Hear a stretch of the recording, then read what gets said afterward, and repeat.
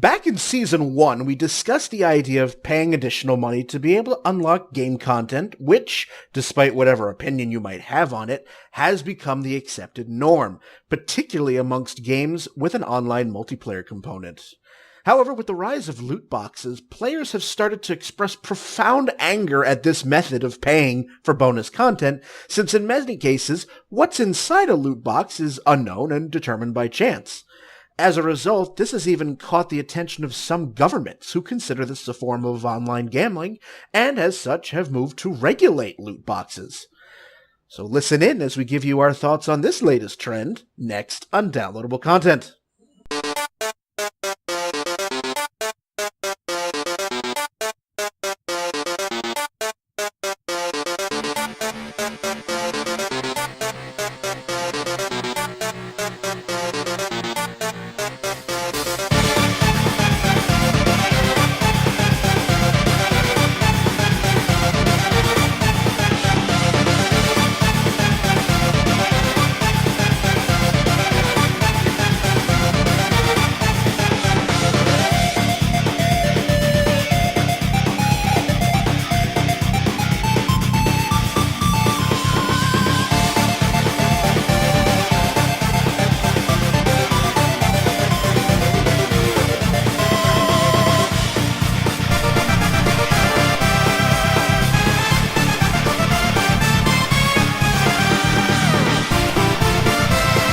Hello everyone and welcome to Downloadable Content. I am Brian and with me we have Nick. A little sick, but hello. We have Ronnie. You know, you missed the opportunity to put this redo episode on Groundhog Day. Well, it wouldn't have been fair without Bill Murray, but, you know, I know, missed opportunity. And for the 100th time, we have my co-host and my right-hand man for Downloadable Content. We have Ron. Why am I the right hand? I want to be the left hand. If that's your preference. Well, I mean, I'm left-handed in real life, so it's like, well, I'll be the left-handed guy where I fight people when I need to kill one and things. Well, you're Brian's left-hand man, and I don't think Brian's left-handed. I'm not left-handed. Yeah. I'm not even ambidextrous. But we can argue semantics later. I mean, this is for Ron, it's his 100th episode. He can be whatever hand he likes. Yeah, I mean, the fact that I've been on for 100 episodes, and Brian, correct me if I'm wrong, the next closest is at like 38? I think the next closest is Nick. Yeah, this is 36. Yeah. So, and I'm number 3 now? I think you are number 3 at this point. Yeah. So I was number 2 until you came, Nick. Yeah, I had to come back. Night. I had to come back. It came back from the dead, and suddenly it's like so now I just have this image of like Ronnie sneaking over to Nick's place in the middle of the night, a la Tonberry, and just. Oh God! My D&D character is basically Kara from Undertale, so I'm just a little kid murdering people. Now well, there was a comforting thought. There you go. Good old-fashioned nightmare fuel. But yes, we're going to talk about loot boxes, extension of the 14th episode of Downloadable Content way back in 2011. So before we dive into this discussion, just to remind everyone out there on the wide world of the internet that every single episode is available on our website, dlcpodcast.com. Check it out. You can find out upcoming recordings, so you can see what we're going to be talking about and let us know if you want to be in on any episode. You can give us feedback. You can check out, who we are, and you can also get our episodes on iTunes, YouTube, Stitcher, and Google Play Music. It's all there, dlcpodcast.com. Alrighty, gentlemen. I think the only one of us that was here for that original episode where we talked about pay to play was Ronnie, actually. I was going to say, I remember that episode. Yep, that was, for you, that was episode number 2. Yep. Back in June 2011. I had opinions. You did have opinions, and you still have opinions. That was a rare Ron-less episode. I think I was in school at the time, so yeah, that happens. Yeah, so talking about the idea of paying for additional game content, or at the time, paying to unlock what was already on the damn disc, and the whole criticism behind pay to win sort of games, but now we're talking about loot boxes, which is not a new thing. No, no. I said that this was a latest trend in the intro, but the idea of loot boxes themselves are not new. It just happened to be that in 2017, they exploded into the forefront. Well, I was gonna say loot boxes in games aren't new, and I mean, mobile has been doing the equivalent of loot boxes as long as mobile games have existed. But something happened last year that caused gamer opinion of loot boxes to just become this hated thing. Well, you got a couple things. I mean, loot boxes have pretty much always not been looked at in a positive light, but they've never been a major part of a game, and most of the games that had loot boxes were not one of the biggest games of the year.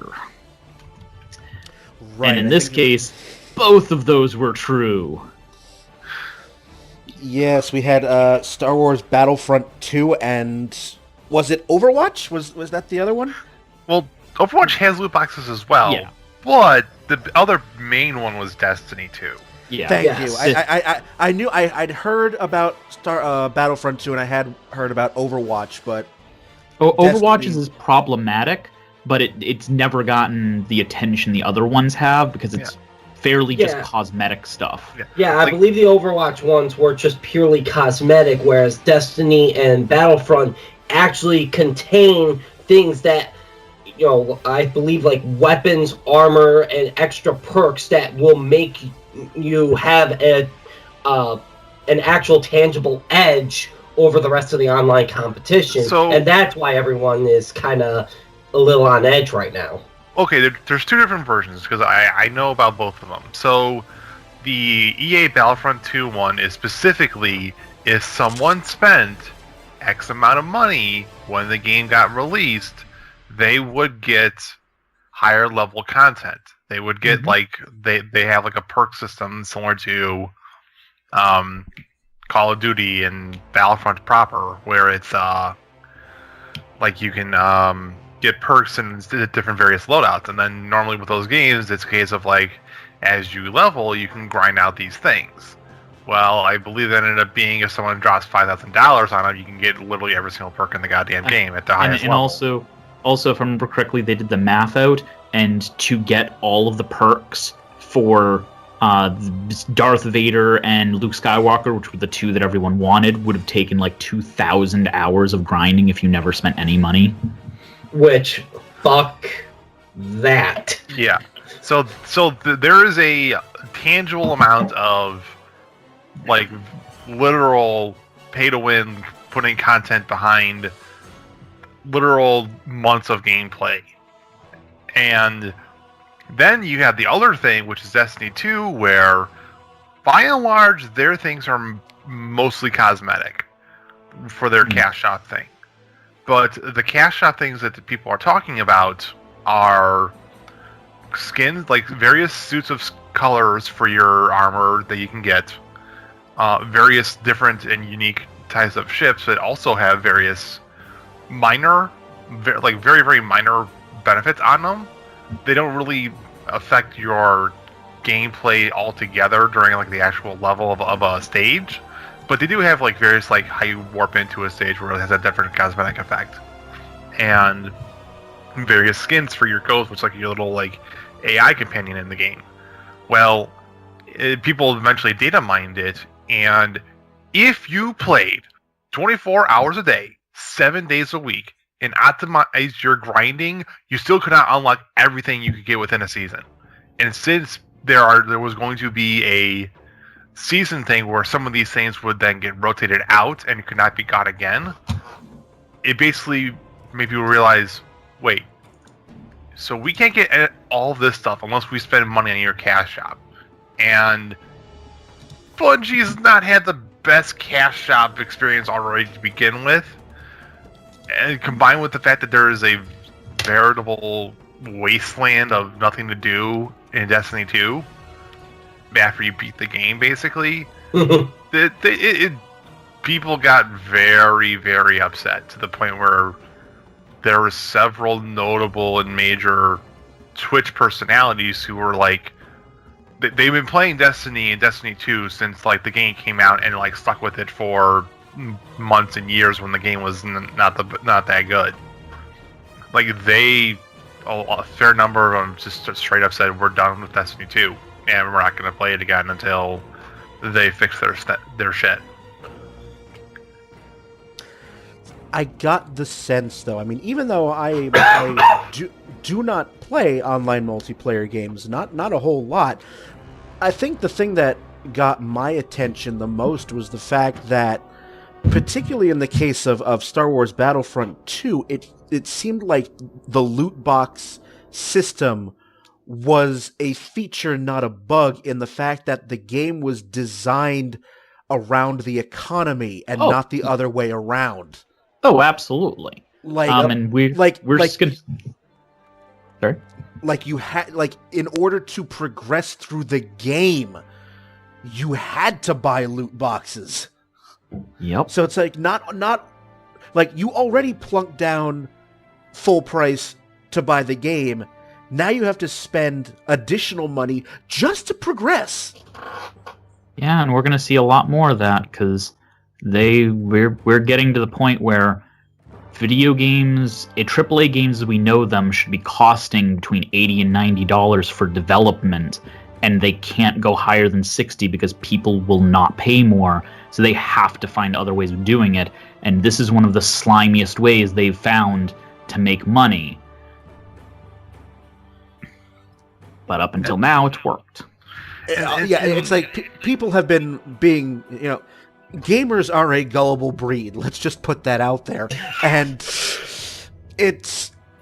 I have just for years, and you all know this as well as anyone, like I've always found the idea of paying for additional stuff, like the pay-to-win thing, just absolutely slimy and abhorrent, and that's why I don't do it.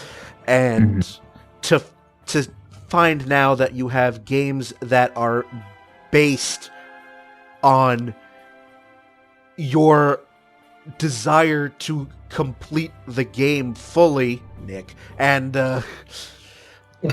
it's, I always bitch about the fact that, the developers blatant cash grabs, but it seems like with Destiny and Battlefront, it feels like gamers are finally starting to notice. I might be being a little too optimistic on that front. Well, I think it's always been noticed, but I don't think it was on a big enough platform with a big enough company, because the biggest ones that I remember with things like loot boxes or in this case it was known as trading cards that had tangible benefits were the EA sports games, rather, of FIFA, Madden, NBA. And while people did not like them, it was just kind of passed off because I think, relatively speaking, in terms of the market, I think it's a too niche. I wouldn't say it. I think big's not the right word, but I think it's. What the hell was that? That was my phone. I'm putting it into silent. I'm sorry. It's all right. I'm just like, who's got Zelda? Zelda, wait. Yeah, I discovered a secret. Yeah, he found a door. Oh, congrats. Explore it later. But I think it was just too niche of a market for EA, and for gamers in general, that no one really raised a stink. And then when you saw, Call of Duty, Shadow of War, and Battlefront start, doing these more mainstream type games, I think that's when people really started to take notice. Well, okay, there's a difference between us noticing and other continents noticing, because while not all the EA sports games are very popular, probably their most popular game is FIFA, because compared to North America, the rest of the world is in love with soccer. Mm-hmm. And the rest of the world really weren't big fans of EA to begin with either, because of the cash grab, money grubbing paw hands of we want money and are trying to be like the monopoly guy. And it's only when it like really this year by this year I mean 2017, because I keep forgetting that we're in a new year. It was only in 2017 that people started realizing by us, I mean the North American audience, started realizing with Shadow of War was bad, but not the worst. It wasn't Battlefront 2. It was Battlefront 2 was the main one, and then December with Destiny 2 stuff was the other big realization of like, oh, so you guys are probably designed these things in mind of like not only realizing you guys have a cash shop, but are making it a design, or are making a cash shop impact design and how people would acquire such things. Let's say not just Europe, China and Japan both have had laws regulating this kind of stuff for years because of their strong mobile markets. Yes. Yeah. Definitely the the free-to-play, quote-unquote. Yeah. China is the only reason that we know what the odds are for Overwatch, because Overwatch doesn't differentiate between North America and China for their sales. So, and China requires the odds to be posted, so the odds there work for the odds here. And that's the only reason we even know what the odds are for any of this. Same thing with Japan, not for Overwatch, but Japan requires the odds to be listed as well for a bunch of the games. Not only that, but in China, because of the laws and regulations regarding loot boxes, Overwatch has been changed. Loot boxes are no longer available for purchase in China. So to do that, to get loot boxes, players would instead buy in-game currency, and then you buy loot boxes. You get loot boxes as a quote-unquote gift for buying the in-game currency. Wow. It's got a thing. What? Well, okay, so how China and Japan and even some countries in Europe are doing it now is they view loot boxes as a literal gambling product with odds and regulations that there needs to be within those laws and regulations. It basically needs to be that if you are spending money on this game, you have to be aware that you could eventually, quote unquote, lose big and not get anything of a substantial monetary value out of it.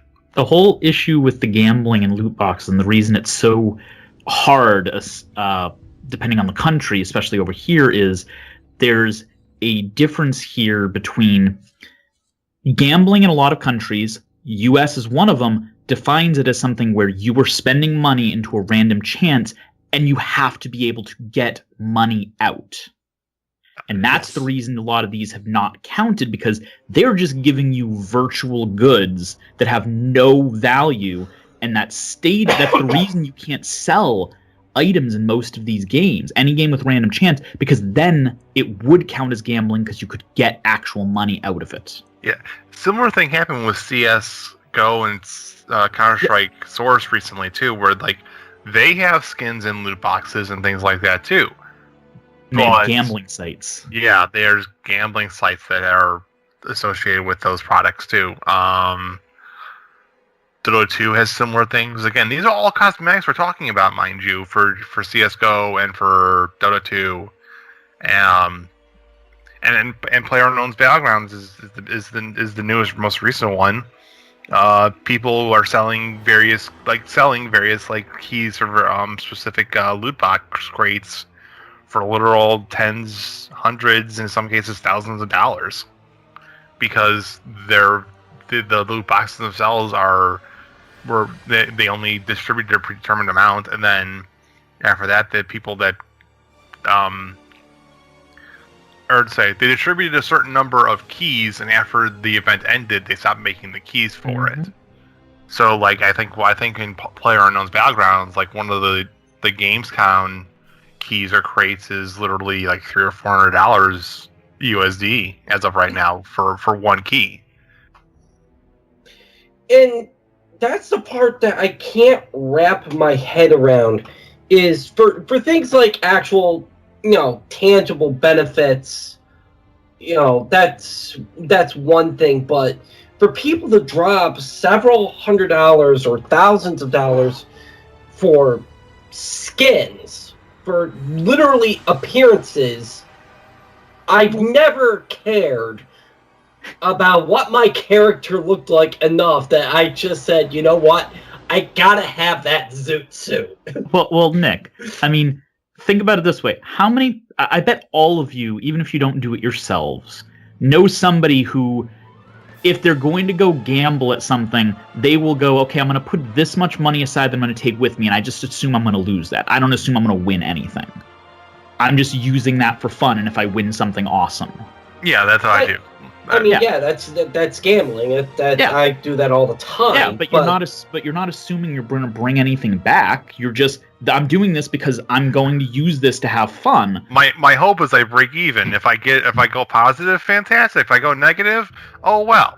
Yeah, but exactly. I went in going with like, okay, I'm spending $100 at a casino. If I come out of there with 50, then I'm down $50. If I come out of there with $500, then hey, I had a really good night. But at the end of the day, I'm going into I'm more than aware that the odds of me winning are not in my favor. It's like but even then, like I for loot crates for character skins versus a casino, at least to me that's kind of apples and oranges, because again, casinos, I'm getting actual tangible benefits. It's more money. It's more or less money. Yes, I'm still assuming I'm going to lose it, but if I win, it's things I can actually use. For skins, it's kind of like, well, the argument I was making isn't like what the tangible benefit is. Whether you have to assume that these people want the skins to a point, but the point isn't necessarily the skins themselves. Like, if we're talking about this as gambling, which it is, like, the point is pulling the slot machine and hoping that you win the thing that everybody wants to get. Like, the point is that anticipation. The point is that rush of adrenaline you get. Like, just like any gambling. Yeah. But right, I think I see where you're going with that. It's like, yes, even though, the fact that you're plunking down money on a loot box which contains random stuff, it's you can be a winner with a loot box even if it's not actual money, and you're still enjoying being a winner, assuming that you're somebody who buys into the whole loot box thing. So as an very general example, I mean, Overwatch has like the loot boxes, like we talked about earlier. Does anyone have played Overwatch in more than like 10 hours in Overwatch? I refuse to buy anything from Blizzard, so no. Oh, okay. Meanwhile, I love Blizzard to death, yet it is the single game of theirs I have not played because I don't enjoy first-person shooters. Okay, so I guess I'm the only one in here. You're the only one out. So. Okay, so I played Overwatch when it first came out last year, or 2 years ago? 2 years ago. God, time flies. Anyway, you sank those 2 years into Overwatch. No, I played Overwatch. I played Overwatch with some online friends I have for 6 weeks straight.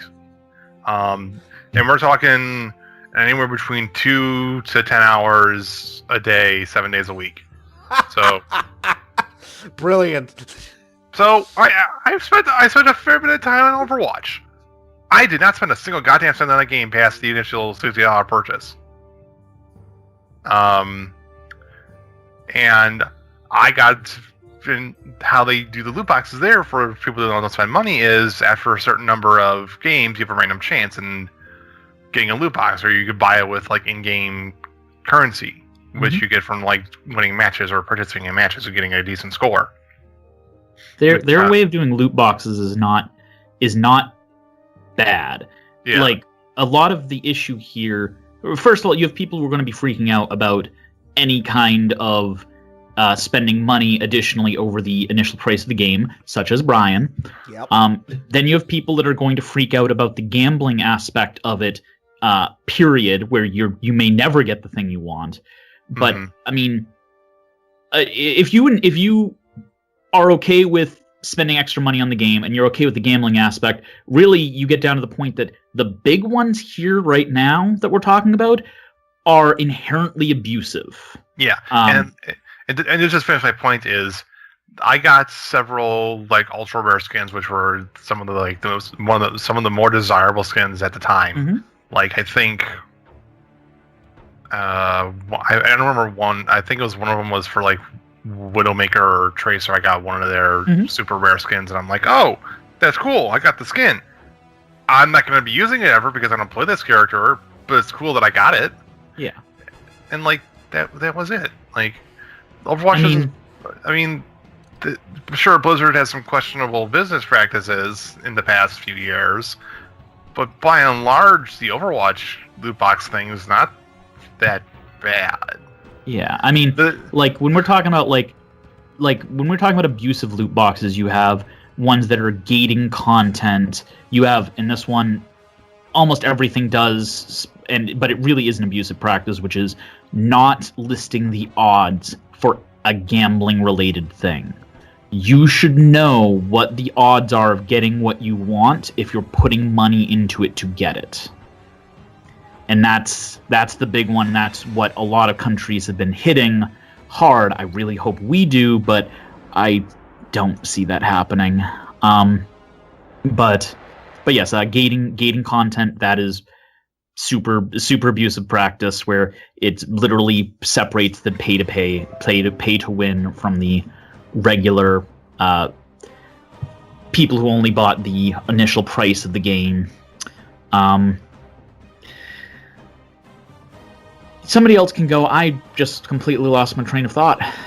Well, so I want to briefly mention there's also a thing that's becoming a bit more prevalent in MMOs too, with not loot boxes per se, but increasingly abusive practices. We're starting to go from pay for convenience into pay to win.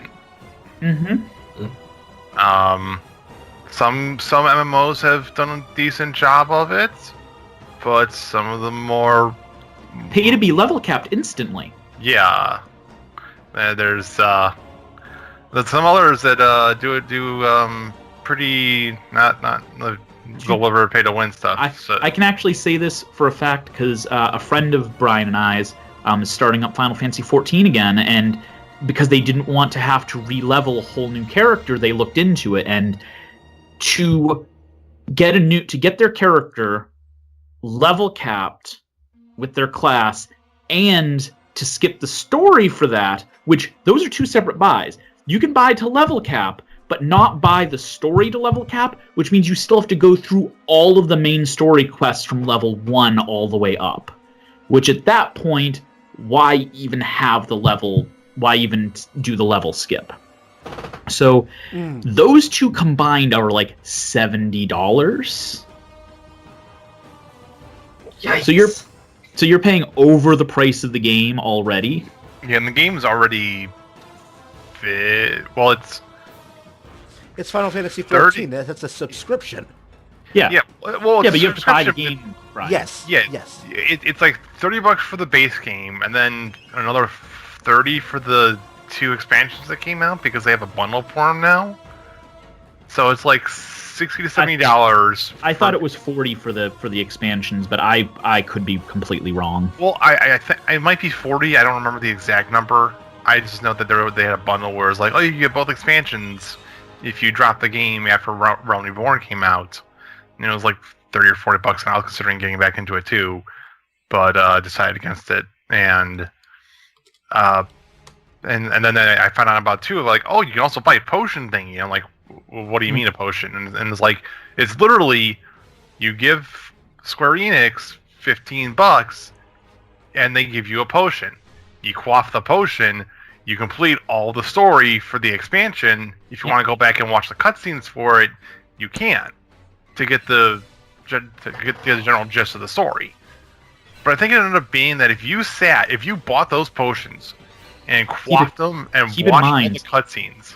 Keep in mind, that potion is only for the main story. You have to buy a second one to do the first expansion, assuming you want to get to the second expansion's content. Yes. And like it basically ended up being, if you quaff those potions and then went to watch the cutscenes, it's like 7 hours just straight up cutscene footage that you're just sitting and watching. There's a lot of story in Final Fantasy XIV that you would have to see, and then actually grinding it out manually is another thing, and that's literally almost probably 4 weeks of like 4 to 5 hours a day playing Final Fantasy XIV. I did that, and it was a freaking grind, especially when I got the first ending, like the actual ending of the main game, and then I went, I can just about go to the expansion. I know there's a couple things. No. 300 quests later. It's literally 300 quests. From level 50 to level 50, so from the end of the actual game, when you get the ending, to the point you can go to the expansion, I swear is as long as the entire rest of the game combined. Mind you, they took out quests as well. Like, it used to be 300, now it's only 100. You had to do 100 quests, and 85 of them are literally go from point A to point B, talk to 2 NPCs, and complete the quest. Well, I did that, which was still a huge number when it was the original. Yeah. And the remaining 15%, for those unawares, was going into a boss fight against one of the Titans, which is like the summons, basically. The Primals. The Primals, yeah. And it would be the hard version, it would be the extreme version, or what have you. At the time when these quests were introduced, it was a thing of, well, we don't know exactly what we're doing with our story. We don't know if we want to do like story expansions a la like free downloads that are story, or if we're going to do actual buy a disc expansions. And they eventually ended up going for the buy a disc expansion, but it took them a year to realize that, and during that year of quaffing about, they kept doing their 6 week, 8 week, 3 month, adding large patches and chunks of story to the thing, so that when they did eventually release here's the level 50 to 55 content or whatever it was, they could have seriously just put out a mini expansion with all that freaking content. Yeah, they could have put out a mini expansion of literally just all that questing, and at the end of the day, your level didn't progress a single iota because they level capped you at 50.99999. The good part for me is by the time I hit level 50, when I hit level 50, the expansion literally released, so I bought it so my level cap would break and I would get credit for all those quests. Yeah. And I hit level 52 before I hit the expansion. Yeah. That was what ended up happening. A lot of people went back to it. It was like they would out-level the content a lot, to the point where some people who did do that grind were literally level capped before they even hit the second expansion, Heaven's Stormblood. Yeah. So, outside of MMOs, so mainly this is because of loot boxes, but this is pay to play, so there's other things to mention in here, right? Yeah. Okay. This one is specifically towards Brian, but everybody can add into this. But so it has been stated by people in the industry multiple occasions that at this point the cost of development for AAA games is basically they need more than the $60 price tag to be able to continue to make AAA titles. So they need to find a way to get money here. So coming from the person who never wants to pay extra, what ideas do you guys have on doing this other than increasing the actual cost to $70 or $80, which basically has already been proven when they tried it in Canada to be to basically kill the industry? As things stand right now in the current U.S. socio-political climate, not a goddamn lot they could do about it. There really isn't.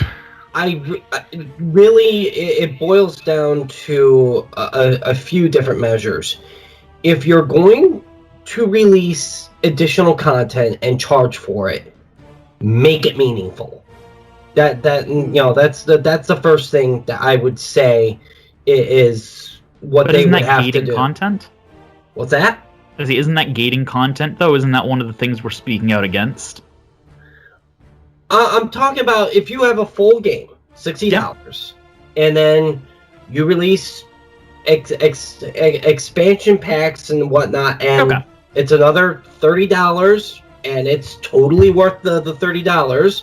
For example, let's say Breath of the Wild, because that was, I think, $20, well spent. Absolutely. So, if you can make really good killer extra content that is separate, from the main game, that you don't need it to finish the main game or complete the story, yada yada yada, bullshit. Oh, that's one way. The second way is simply cut costs. That might increase your windows. That might add extra work for people, or it may end up being a lesser quality product, and that you're just going to have to take a hit somewhere. Or option 3 is simply what you just talked about: raise the price.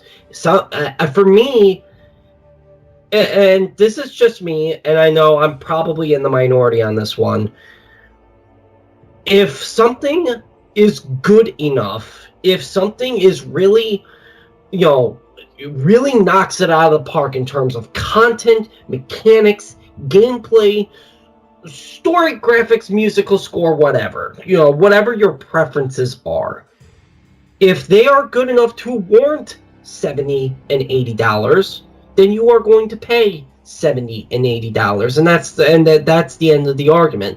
If Nintendo went out and said Super Mario Odyssey is going to be $75, not $60, there's so much great content in that game, I would have happily partied with $75. And eventually you did with the DLC, as did I. Well, that's for Breath of the Wild. The Odyssey DLC, thankfully, is free.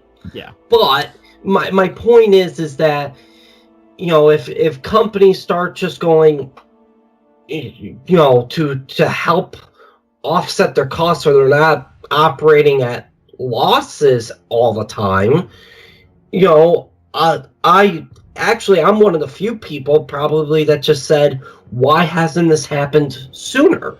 I would have thought it would have already happened by now, just because the costs of producing has just gone up so much. From $60 gaming came out, about 10, 15 years ago? I'd say PS2 is when they nailed it in at $60. So PS2 was... I was 16 years old, so that's literally 2001.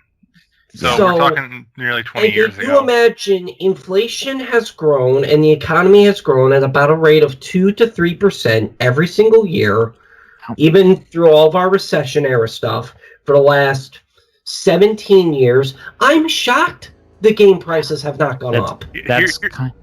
Yep.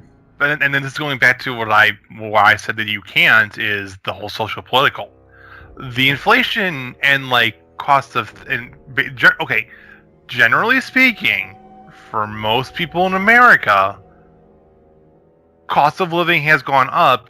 Wages has not gone up to help offset the inflation. Yeah.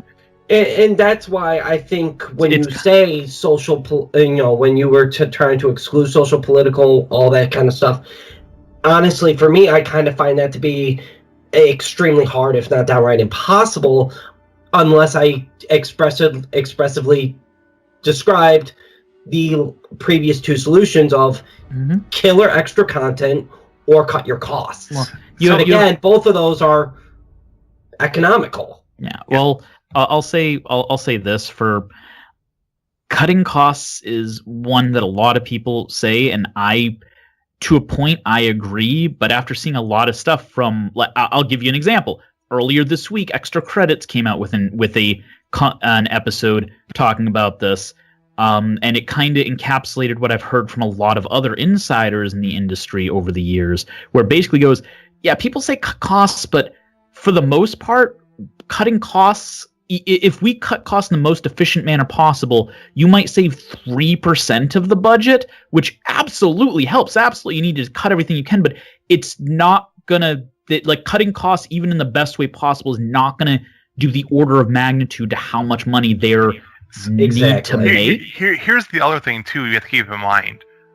By and large, the video game industry is a relatively niche industry. There aren't very many people that are in that industry that can work it, and the people that are actually good at their job in the video game industry is also a relatively small number.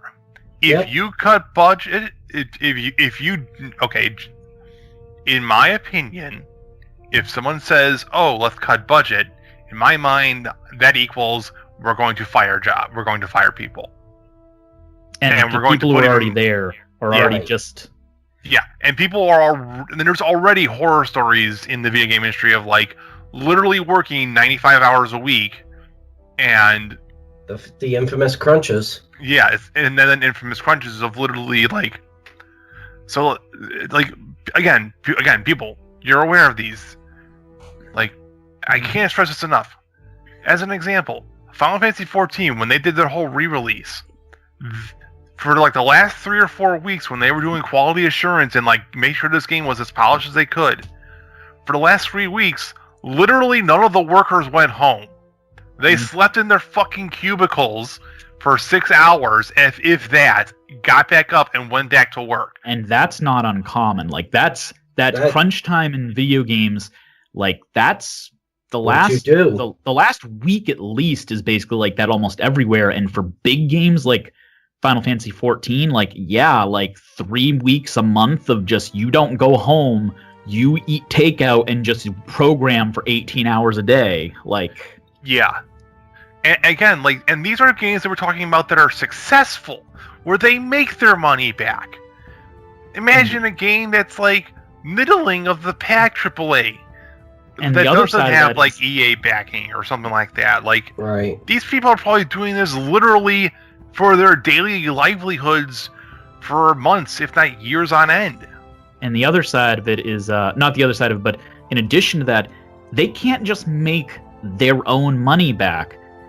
Each of these, the success that a company has to be able to pay for all of the failures since their last success, which means a game typically has to make 3 times its budget for the company to break even because of the other games that didn't hit it out of the park. And I'm going to be completely honest. Of everyone here, literally the 4 of us here, what, in your opinion, are the most successful AAA games of the last 2 years? The most successful AAA games? Most widely critically acclaimed Game of the Year awards, blah, blah, blah, blah, blah. Breath of the Wild, Odyssey. Nintendo kind of hit it out of the park this year. Overwatch.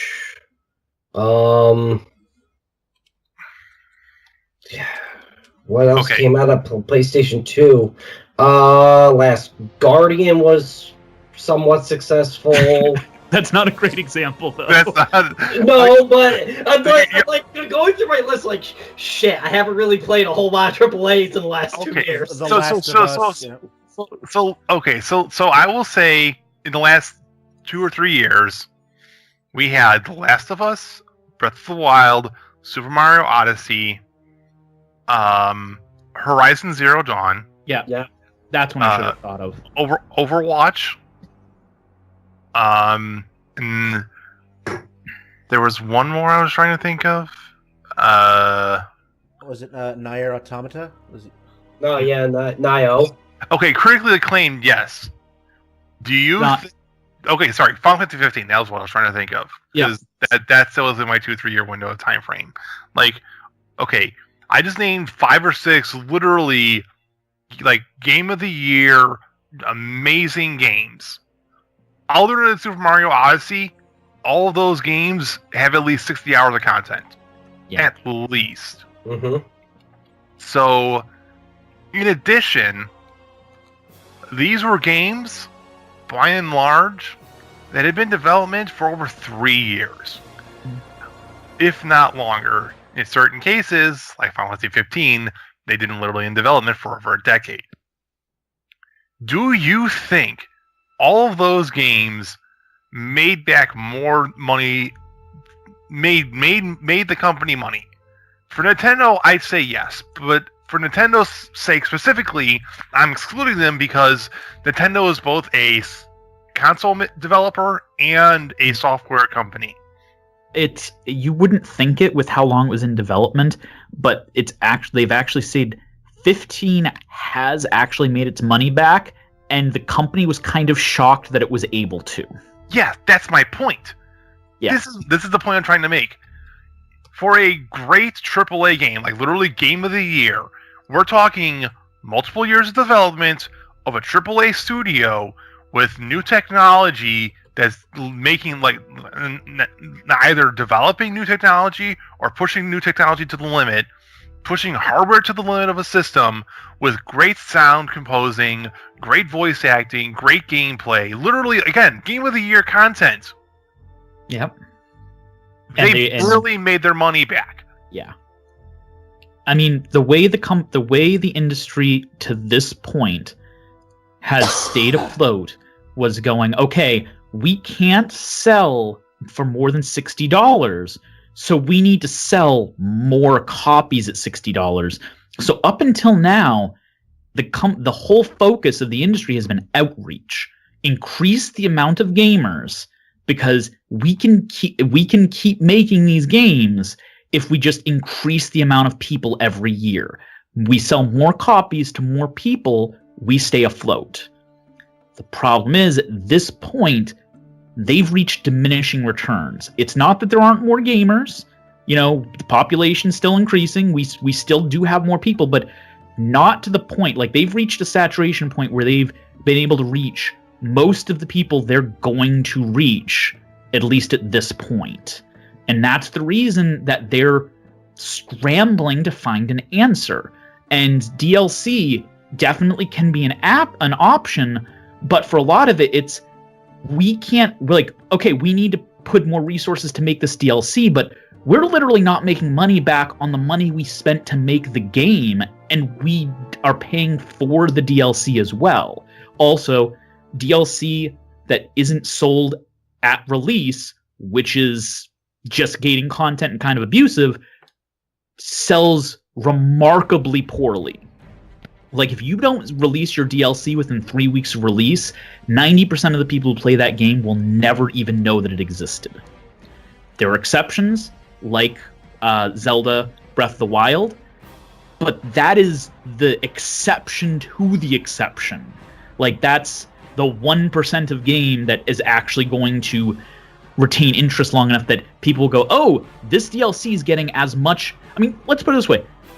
That DLC for Breath of the Wild got as much advertising as a new fucking Nintendo game. Yeah. And again, like, this is the thing that's like the point we're trying to make. By and large, studios are not idiots. Like, as much as we make fun of them, no, they're actually pretty fucking smart people at the head of them. Yes, there's some questionable business practice, and sometimes they do something that make you go, why the fuck did you think this was going to work? But on 80% of the, like 80 to 85%, I'd say most studios are filled with very competent people who know how the fuck to make money in this industry. because they've been in this industry since literally the Super Nintendo. Yep. And they have the experience to go and see, and have seen the literal growth of the video game industry from this niche little hobby to the multi-billion-dollar industry that is today. They know how to make money. They just straight up can't anymore because of things beyond their control. And a lot of it comes down to like the big example that people are going to give. And I know that that people are going to think this is, well, if they just used worse graphics, we just did a podcast on Undertale last week. Undertale's graphics did not cost millions of dollars to do. It also wasn't a AAA game, but we're just going to use that as an example here. Like, okay, why not just not push the graphics every generation? And that comes down to... that was going to be my rebuttal to your...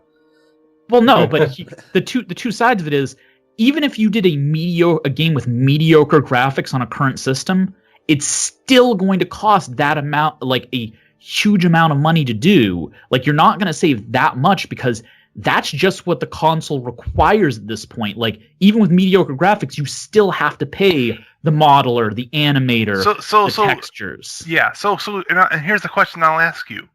What is your definition of mediocre graphics? In this current generation, are you talking Mass Effect Andromeda? Are you talking Dragon Age Origins?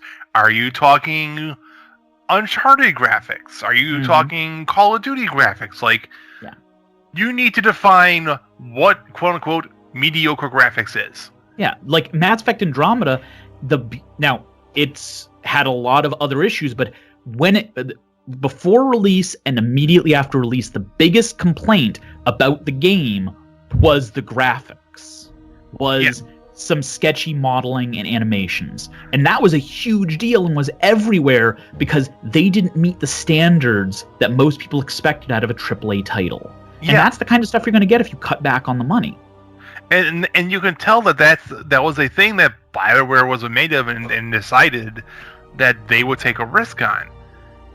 And by and large, they failed. Like, yeah. Mass Effect Andromeda did not sell all that well, if my memory serves. Which is pretty sad. I mean, just because, again, one of the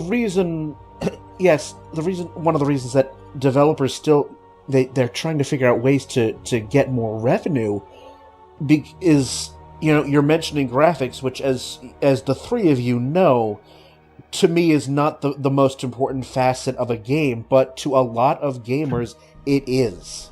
Yeah, there are people who will not spend the money on a game that does not push graphics. And that infuriates me, because that is such a superficial measure of a game's worth. Well, games, like, this is one thing I think you and I have always disagreed on, Brian.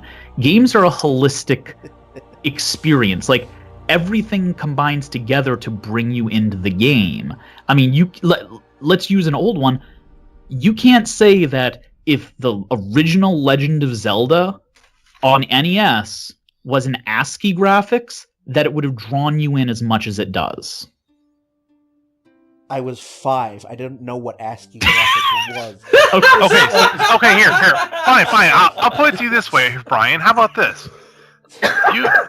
You play Chrono Trigger, right? Several times. Okay, so can you imagine doing Chrono Trigger in 8-bit graphics?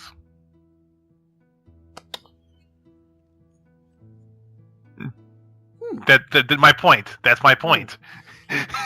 The game, graphics push sales. They always have. They always have, and I'm not arguing the point. There are ways you can improve it. Like, there are games. I'll use Okami as an example.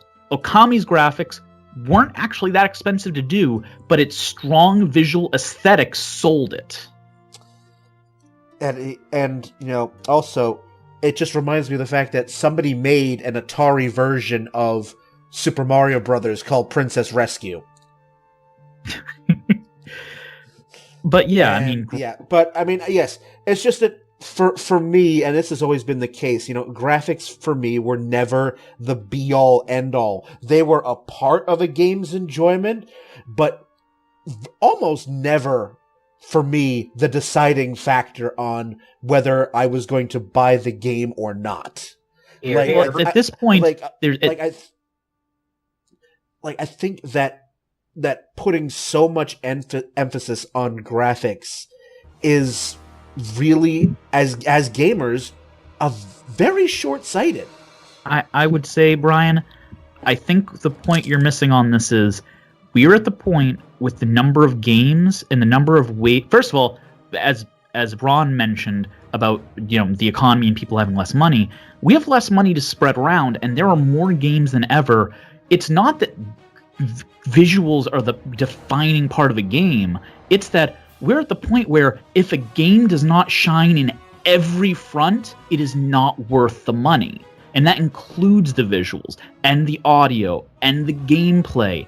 And for games that include it, the story, the premise, like everything has to hit it out of the park for the game. And that's the buy-in for a game. A game can hit everything out of the park and still fail. But if you don't hit everything out of the park, you're not even on the shelves.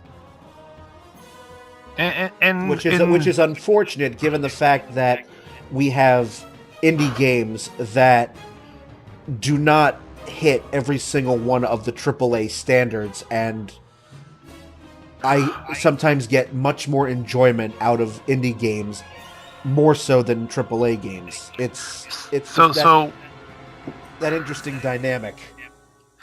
I feel like we cannot, in good conscience, talk about indie games in this moment, because indie games, in my opinion, are designed by and produced with a smaller audience in mind.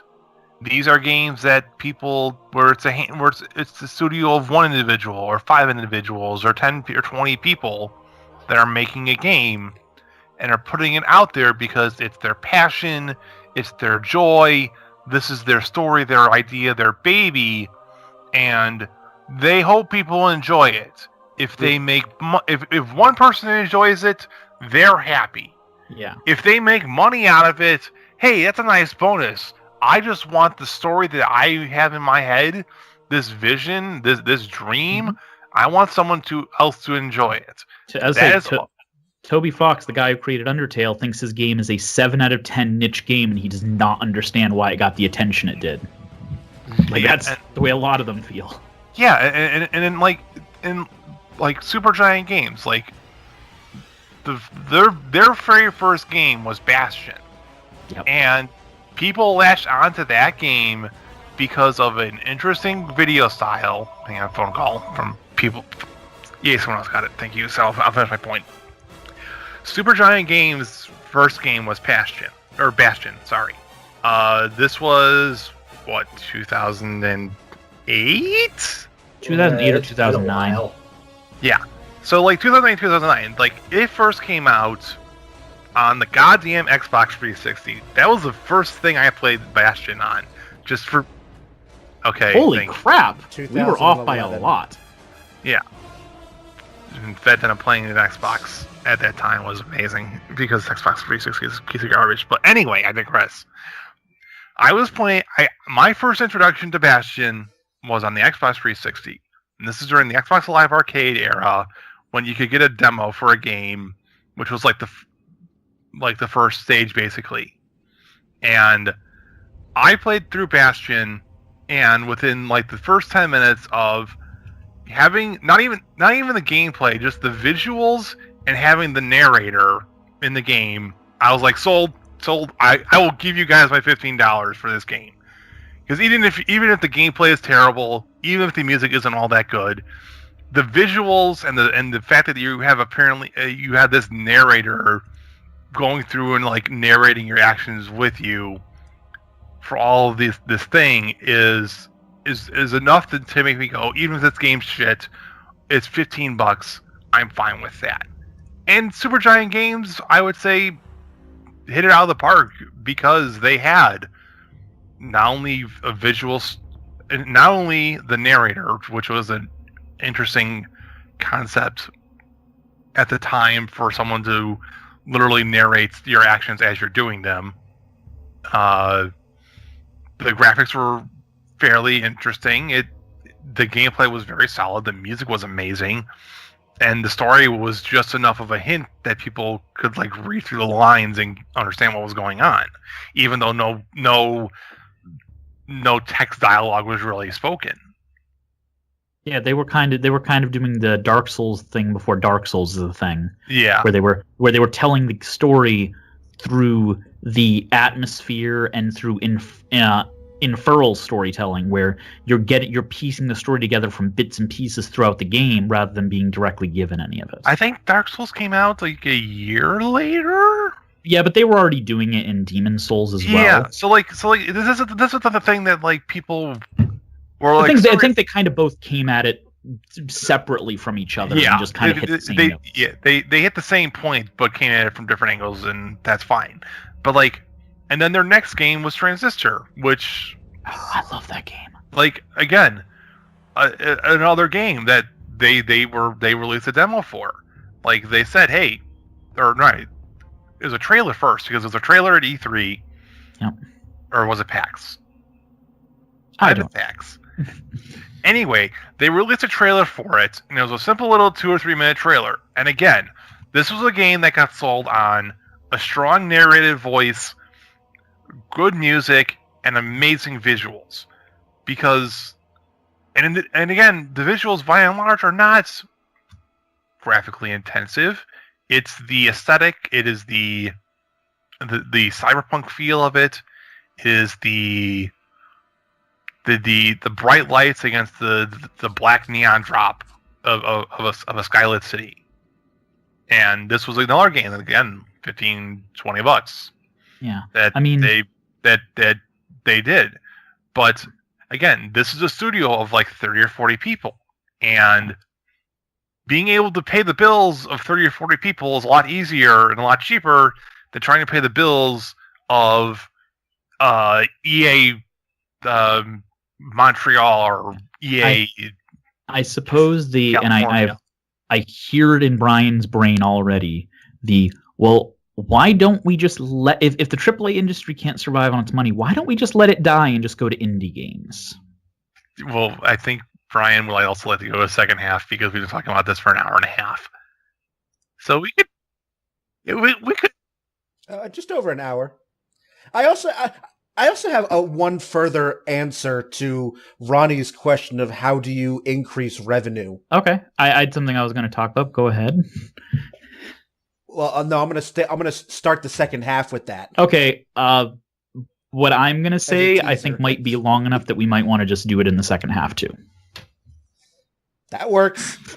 See, listeners, we gotta tease you with these little tidbits to have you listen to the music to come back for the second half. Yeah. That, and I think Nick's fallen asleep. So, No, Nick's just having a massive coughing fit. Don't mind me. I've only lost one of my lungs. You just put it back. Tape it up. You're fine. Now, listeners, listen to the soothing tones of Megalovania as you wait for us to come back and regale you with more stories of pay to win. I mean, Megalovania. Okay, Bob Ross. Megalovania is the opening theme. I'm not going to use it in the intermission. So I know. As much as the Undertale soundtrack is a good soundtrack, I don't like to repeat themes. But yes. So on our second half, you will hear 4 guys and one of them down a lung continue talking about the pay to play. You're listening to Downloadable Content. We'll be back.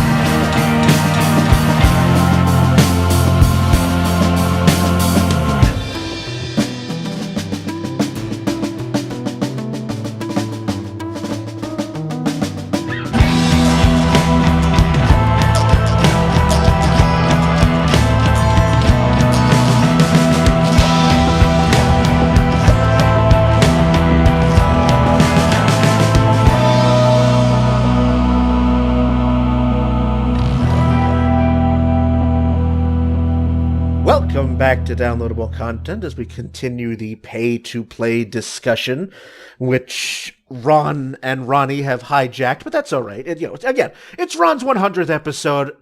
It's his day. I'm just going to let him have it. We're going on a slight adventure through the space-time continuum. Don't worry about that whirring noise. It's just the brakes. It's just, don't worry. Just pay no attention to what's going on behind the scenes. So we're going to pick up where we left off. And, Ronnie posed a question, in the later part of the first half, talking about, asking us what developers can do to get more money, because he made a very good point. Video games have not really budged in terms of how much they cost the consumer. Even just going back further, like NES games were $50 for the cartridge. Yeah. And the fact that and that was 1985. So here we are 33 years later, and they've only gone up $10? I see the point that new video games, when adjusted for inflation, should cost a hell of a lot more now. But, that's the point. No one wants to shell out more than $60 for a game. Even when I see a AAA game coming out and you can do a pre-order, it's like you get the standard edition for $60 or you can get the collector's edition for 70, 80, 90, whatever dollars. I look at the collector's edition and just laugh. Like, okay, no, thank you. So just, and that's another way they're trying to get money. Yeah. So Nick and Ron brought up a couple of great points that ended up in a whole range of discussion. They're cutting costs, killer extra content. The one I wanted my answer is something that I don't think has been tried enough in video games, because it's gotten a bad rap because developers who've tried this method do it wrong, I feel, and that is releasing games episodically, where you charge X number of dollars per episode of a game. And the reason why I say that a lot of developers who've tried this format do it wrong, and I'm looking right at you, Sega,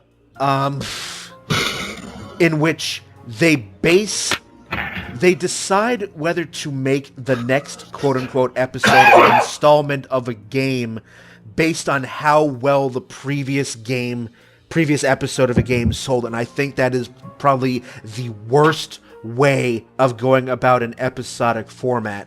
Whereas I think something like Final Fantasy The After Years or Resident Evil Revelations 2 did it well, was that they had already made the full game. They already knew they were going to make this entire game regardless of how well or how poorly the previous episodes did. And I'll throw in Telltale Games. Like here's a company who's basically, they make all their money by doing episodic games. And I would make the argument that they make more of their money off of selling the season, which is the complete game, than they do the episodes. Yeah. Well, that's what Capcom ultimately did with Resident Evil Revelations. They released the individual episodes at, I forget the cost of each episode, and then they released the complete edition with all the episodes. I see where you're coming from. And I would have to look at different sales numbers, but my gut reaction to that is I feel like there's nothing that there's more to lose than to gain doing it episodically, because let's say you're doing 5 episodes. Every episode gives more of your players a chance to back out if they are not enjoying the direction the game is going. Meanwhile, if you sold it all up front, you would get the money regardless of, like, okay, you have some people who, let's say your game total you would sell for, selling each of them separately would add up to $80. So you'd get $20 more doing it as episodes than you would if you were selling it upfront at $60. But if a large portion stops in episode 1 or 2, you're actually going to lose money rather than gain it by the end of things. And I feel like they haven't released the numbers for it, but I have a feeling those odds might be why. Like, I have a feeling it probably have research that backs up that they're losing more money than gaining generally. Now, there are exceptions, and those exceptions are basically the same thing as the giant AAA big release of the year. Like the Telltale games do gangbusters. They could release them as episodes or as a full season, and they know they're going to sell. So why not do it as episodes when you know you're going to sell them, you know you're going to make your money back? Well, part of the reason why the Telltale games do so good is because they took that risk. Oh, absolutely. Was it with Walking Dead? Walking Dead. Yeah. Like, okay, so for those who don't watch it or care about it or know what the fuck we're talking about, The Walking Dead is an American comic book that got turned into a live-action cable TV series. And around the time that the cable series came out, Telltale Games got contracted out to make a 3-episode side story where it's like, here's a story that takes place in the same universe, but the characters are never going to probably interact with each other with whoever's on the TV show. And said story was so amazing that I think it got turned from a 3-episode series to a 5-episode series, then made a sequel with one of the characters, and then Telltale Games got basically contracted out into doing a whole bunch of other various adaptations. I know there's one for Batman right now. They did Minecraft. They did story mode. Okay. Guardians of the Galaxy. Yeah, the Guardians of the Galaxy was another one Batman. they did. Yeah, Batman's their current one. And they're making a bunch of money off of that too. And I think the Batman one's like a 7 or 8 episode series contract or something. There's a lot of episodes for the Batman one. And I think it's like $10, $12 per episode. Mm-hmm. So if you buy each episode individually, yes, you're gonna. In theory, if it is an 8-episode series, that's $96 that you're gonna be spending. Assuming like a $12 price tag. But each episode's probably 2 to 3 hours in length. I would say maybe 4. Well, I think the episode format. First of all, once again, like I said, I think it only really works on games that they can count on to do well. They can't. If they don't have 100% confidence in the game, they cannot do it as an episodic thing because they'll lose sales in the end. But I think the other side of it is only so many games work in the episodic format. You can't do anything with a strong driving narrative. Like most of these, well, they do have story threads that continue from one to another. They're more kind of slice of lives in these characters' things, where each one is its own. Like the TV is the great example because they are episodes. It's like an episode of a sitcom or an episode of even a plot-driven thing. Each one wraps up in one episode, and then there's certain things that continue into the next one. And there's not a lot of games that fall into that format. Yeah, it's not exactly a booming genre of the market either. Well, yeah, I mean, Well, I also also keep in think mind that, too that a lot of these games are rather. Well, let's be honest. There's not a whole lot of gameplay in any of these games that are episodic. There are more often than not just literally 2 or 3 hours of cutscenes with 3 or 4 quick time events. Yeah, they're basically America's answer to visual novels. Yeah. I mean, like this, and I understand why Brian brought it up because of the small number of people doing it, it looks very successful. But my argument is the success of the episodic genre right now, or not really genre, but the episodic idea of making money is more because of the absolute quality of the people doing it right now than it is the episodic way of making money to really be extraordinarily successful. It would be like judging AAA games off of Breath of the Wild and Mario Odyssey. Not every game is going to be Breath of the Wild and Mario Odyssey. We have to discuss more what the middle of the road is going to look like.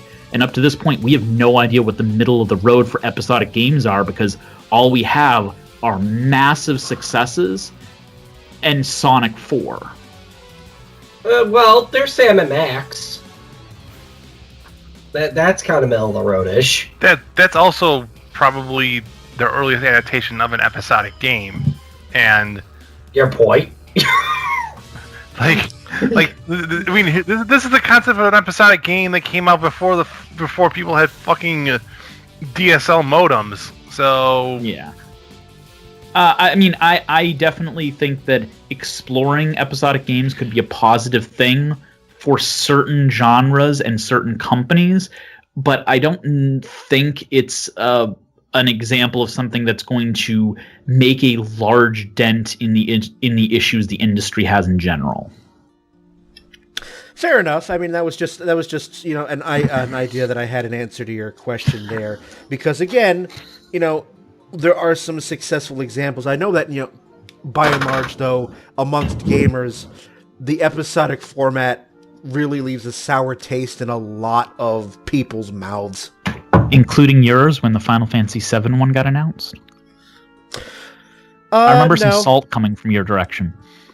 I think salt was from Brian's general friend circle. Oh, okay. And I think, Brian, do we not briefly mention this in a prior DLC episode?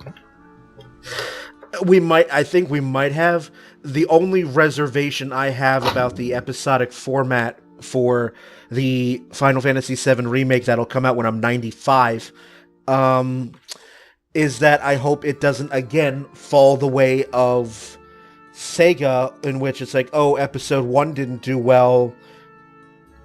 Brian, let's be honest here. You're going to get the Final Fantasy VII Remake before I get the final Evangelion fucking movie. Maybe, but not by much. I think it's a 3-part parcel package. Final Evangelion movie, Final Fantasy VII Remake, the 4 Horsemen of the Apocalypse. Yeah, the 4 Horsemen come first. Yeah, after the 4 Horsemen, then Kingdom Hearts 3. Yeah. So that's so. But yeah, that was my answer to Ronnie's question. Wait, if you throw in the Chrono Trigger sequel, those are the 4 Horsemen of the Game Apocalypse.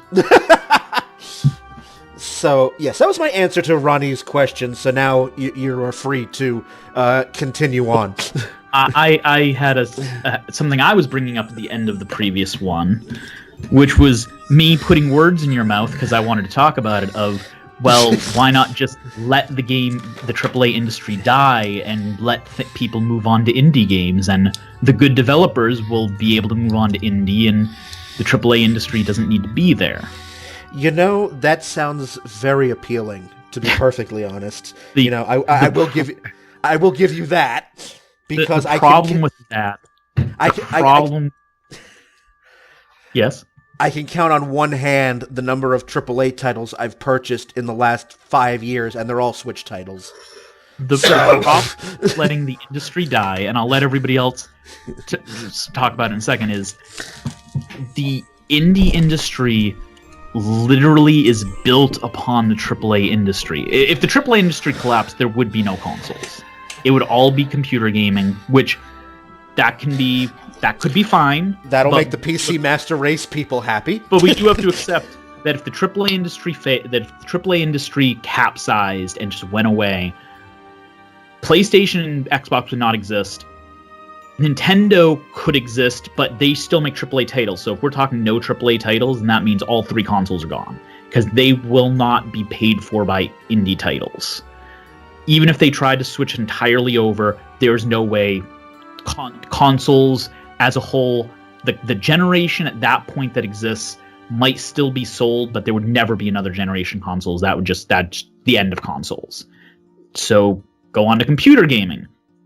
But the other issue is, a huge amount of indie games can only be done and made for the money that they're made on because they use assets and tools that were developed for AAA titles that then are then rented and sold out to smaller developers and indie developers, and they can get these tools that developing them would have cost large amounts of money, but to license them costs pennies. And that's the way they're able to do what they're doing. I mean, Unity was created that way, and how many Steam games would not exist if Unity didn't exist as an engine? Same with Unreal Engine, everything else. I was going to say Unreal Engine. Like, so by and large, people that don't know, like, what Ryan's talking about, a lot, I mean a lot, so many, More 70, than 3. 80, probably 85% of all games you play are probably based on one of 4 major general engines. Unreal Engine, which I think is on like Unreal 5 or Unreal 6 right now. Unity, Source, and Frostbite, I think, is the newest one from the people that do Battlefield. Yeah. Those 4 game engines, by and large, make up at least half of the games you play currently right now. And some of those game engines are over 10 years old. Mm-hmm. Some of them have been customized and created to fit the needs of the developer for their particular game. But if you look at the base coding of them, by and large, they're usually coded in a system that's 10 years old. If the AAA and these engines were made previously for a very particular game in mind by a AAA studio for their AAA game that came out 5-10 years ago. Unreal Engine was made for probably the Unreal Tournament series. It was Tournament, yeah. Yeah. Unity was made for Unity. I would have to look it up. I know Unity was actually developed for something specific, but Unity out of them all was the one that was most designed to be used. Like they intended Unity to always be used elsewhere as well. Yeah. So it was more general. And Source was literally CS Counter-Strike, which eventually got used for Team Fortress 2, and that kind of got made into a bunch of other things. Frostbite's the most recent one, probably, and that's from 2012, 2013, somewhere around there. And currently, you're usually seeing it used mostly in shooters because that's what it was designed in and around. However, we have seen it being used in other EA titles, their sports games mainly. And if AAA titles didn't exist, because that's where these engines get their big updates from. Their big updates are coming for AAA titles to give them more tools to work with, to increase things that they can do, or just to keep the game engine up to date with the current standards. Like the indie titles that use these, for the most part, aren't really paying for the new developments. It's the AAA titles that are dropping big money that are, or that develop these engines to begin with, that need to make a new version to do the next one of their game. Yeah, and the people that make Unreal Engine, again, like, they're on Unreal. I'm actually gonna look it up, but I'm pretty sure they've demoed newer versions of the Unreal Engine at past E3s, and just no one's used them yet because because they have no one wants to know what the fuck they're doing with it. Like, they have no idea how to handle it because they're just so used to working on Unreal 4. I think is what most of these games are being made on nowadays. But yeah, so I mean, the indie scene is built on top of the AAA industry, and like it or not, what affects the AAA industry is going to affect the indie scene. Whether it's games can't get made because they can't afford the engines, because with AAA titles not existing anymore for it, they need to charge higher licensing fees, to just, like I said, the tools that they borrow from just not existing anymore, or not being updated, not getting new things. Like the innovation of the indie industry is innovating on the AAA industry and taking it farther and taking it in new directions. But that innovation can't exist without that base level to build on. Agreed. Even if even though the idea of things like the EA headquarters being on fire gives me a nice grin, but all right, so You mean Konami, right? You're saying Konami? I'm saying yes. So here's some general history. So Unreal Engine, the very first one, came out in 1998. That was a long time ago. It is a venerable system. Yes.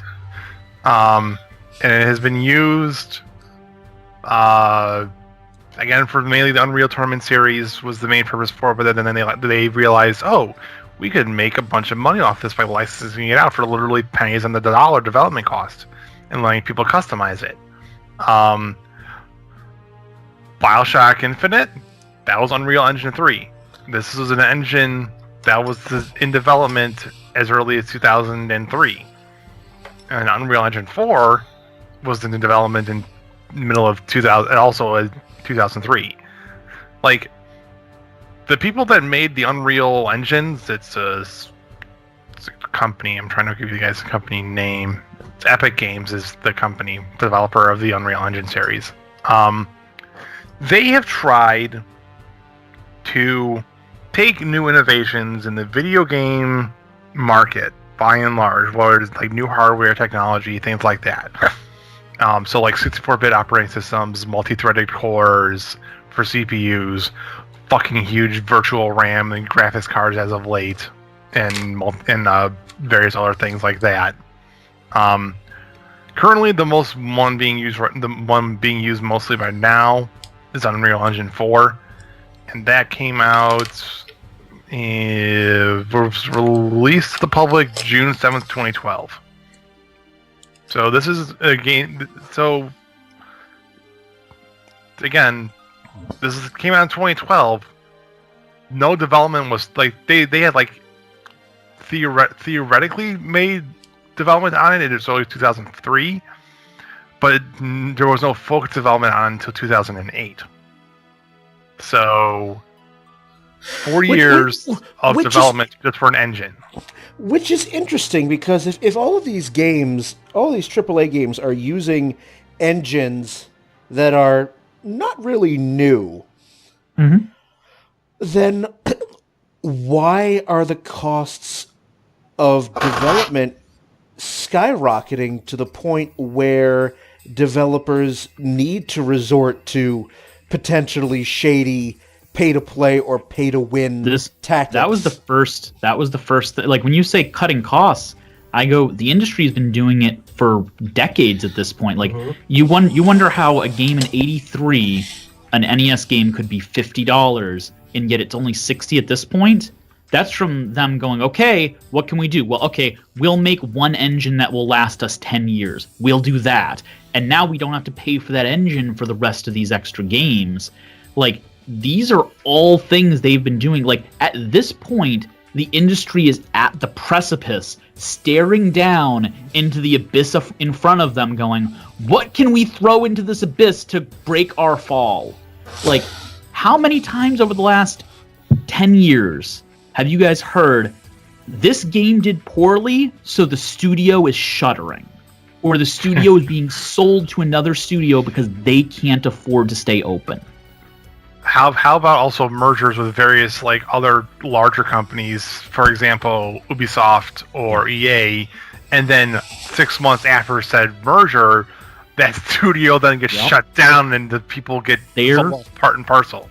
They're at the point, we've been, in the last 10 years, we've seen companies go out of business that have had hits because they couldn't afford to stay open. Well, we're at the point now that the big companies are staring at this. And if you look at how much they're bringing in right now, you'll go, no, they're making tons of profit. No, almost every company is one major flop away from bankruptcy. So how is Nintendo able to stay afloat then? Because they have cash reserves. Yeah, well, they do, and that's just it. Because the controversial loot box stuff that we mentioned 800 years ago at the start of this episode, you don't hear this happening with Nintendo titles. They're both a developer and a hardware manufacturer, and they have a lot of special circumstances because of that. And they have been... Now, yes, we all know the Wii U. We know that GameCube wasn't as successful at times, but Nintendo, when you talk about games and consoles, period, is the most consistently successful out of any major game publisher. So they've been able to bank money that most companies lose paying for their games that weren't as successful. So to basically kind of reinforce this, Nintendo, from the Nintendo Entertainment System up until literally the Wii U, had systems that either literally define the console generation over number 2, and we're not that far behind. The Wii U was the very first flop in the goddamn Nintendo system. I was going to say the Virtual Boy and GameCube were We do not speak of Virtual Boy here. Okay, even if we mention GameCube, well, GameCube did make money. It was definitely a flop compared to what it was going against. Yes. It was a flop compared to the Nintendo 64, and also it was a flop compared to the PlayStation 2. And Sony is really the only other company I would say right now that could potentially, you could argue, is the other studio that's not doing terrible. I would argue against that entirely. Sony is literally on the edge of bankruptcy, like as a company, but it's not because of their video game practices. Yes. Yeah. That's what. Because of everything else, their PlayStation unit is actually the one thing keeping them afloat. That was my point. Is the company may not be doing too good, but their video game division is what's keeping them alive. Like there is the very real possibility that, regardless of anything we talk about here with money and with everything else, there's the very real possibility that things just go south for Sony and Microsoft, and we just don't have Xboxes and PlayStations anymore just because the company itself can't afford to continue development. And then Nintendo sits upon the Iron Throne. And that may never happen, but it could absolutely happen with the game division doing nothing wrong. Yeah, like there's a quote that was said in a Star Trek episode by Captain Picard to Data. You can do everything right and still lose. Yep. And that is not failure. That is life. That is life. Yes, and it's just interesting to see, though, just from this perspective, because we all have been playing video games 20, 30 years, and it's just interesting to see that it's the developers for Sony and Microsoft that are resorting to these sort of pay-to-win, pay DLC, loot box stuff to... Sony's not really doing it. I was gonna say it's not those companies. It's the developers there. And if Nintendo was now that the Switch is being better about it, maybe we'll see it. But at this point, it's only Xbox and Sony, because Nintendo really has not played nicely with third-party developers ever. So they just don't have them. They just try to do it all themselves. That's a fair assessment. I mean, we have right now the Switch, for example, has within 10 months has outsold the Wii U, and it's just like for me, the idea of seeing loot boxes or pay to win DLC in games like Breath of the Wild or Mario Kart just are so out of the realm of possibility in my We're not going to brain. see that. But we're not going to see that from Sony or Microsoft, their games themselves either. Like, we're not going to see Halo with loot boxes, but the third parties, I was going to say, they could have put the Star Wars Battlefront on the Switch if they chose to, and then we would be discussing that as part of this as well. Because Nintendo does not have any policies that anyone is aware of that prevents this at this point. No, they just want to make... their relationship with third parties seems to be getting a bit better of late. Oh, yeah. But there's been a big outreach for the Switch. The Switch was specifically developed to be easier to program for outside of Nintendo. They put forth the olive branch, and a lot of companies seem like they're taking it. So I also think a lot of these companies are taking the olive branch because not just because Nintendo offered it, but because the board of directors and their investors are going, you fucking put your goddamn game on Nintendo Switch right now, you son of a bitch, or I'm gonna fucking shut your goddamn studio. Well, yes, but a lot of these companies signed on because we had a huge amount of companies with their names signed on before the Switch ever released. So it's not just about the Switch's sales. Yeah. But it certainly doesn't hurt. Yeah. And I think that also to go back to the point of like, if Nintendo is the only game is the last console maker staying on the Iron Throne, that's more so due to the fact of how Nintendo as a culture is, and not compared to the rest of the Western world. Mm-hmm. Because Shigeru Miyamoto, first of his name. Yeah, but like, so the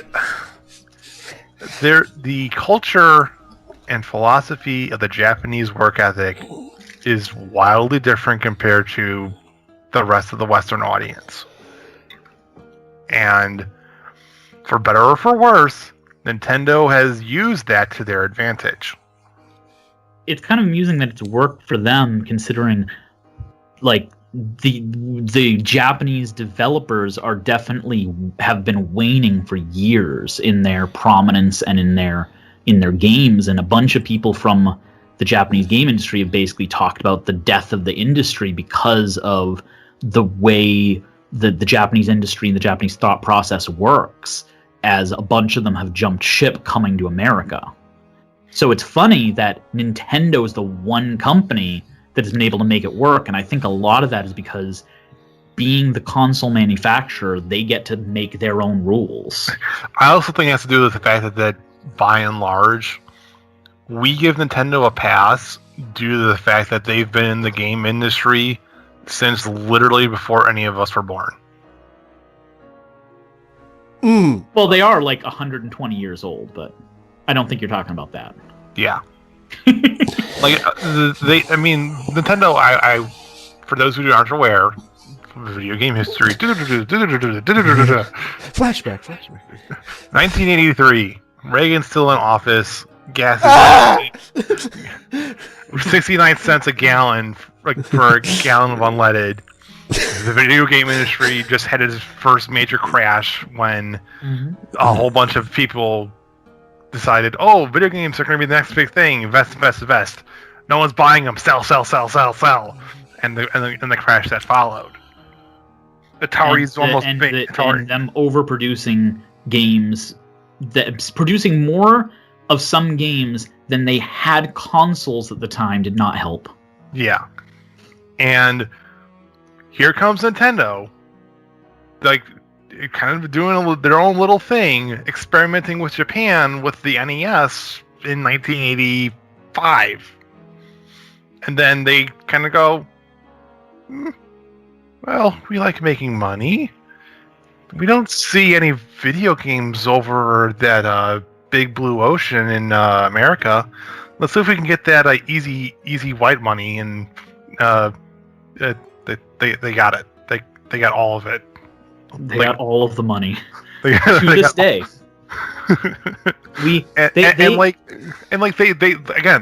That's my point is they single-handedly restarted the video game industry in North America. And they make all kinds of stupid decisions that we kind of forgive them for to a point. I mean, does anybody remember now with the online video games and multiplayer being such a huge part, does anybody really want to deal with the Nintendo friend codes or Nintendo's lack of any kind of unified networking architecture? How about the fact that for a Wii, it was any downloaded game was tied to the console itself and not to your account? And the fact that you have games on your Wii U and your Switch and your 3DS and your DSi that all are separate eShops with no connection to each other. So you have to buy the same game 4 times on 4 separate eShops, and there is no connection between any of them. Congratulations, you just figured out how Nintendo stays afloat.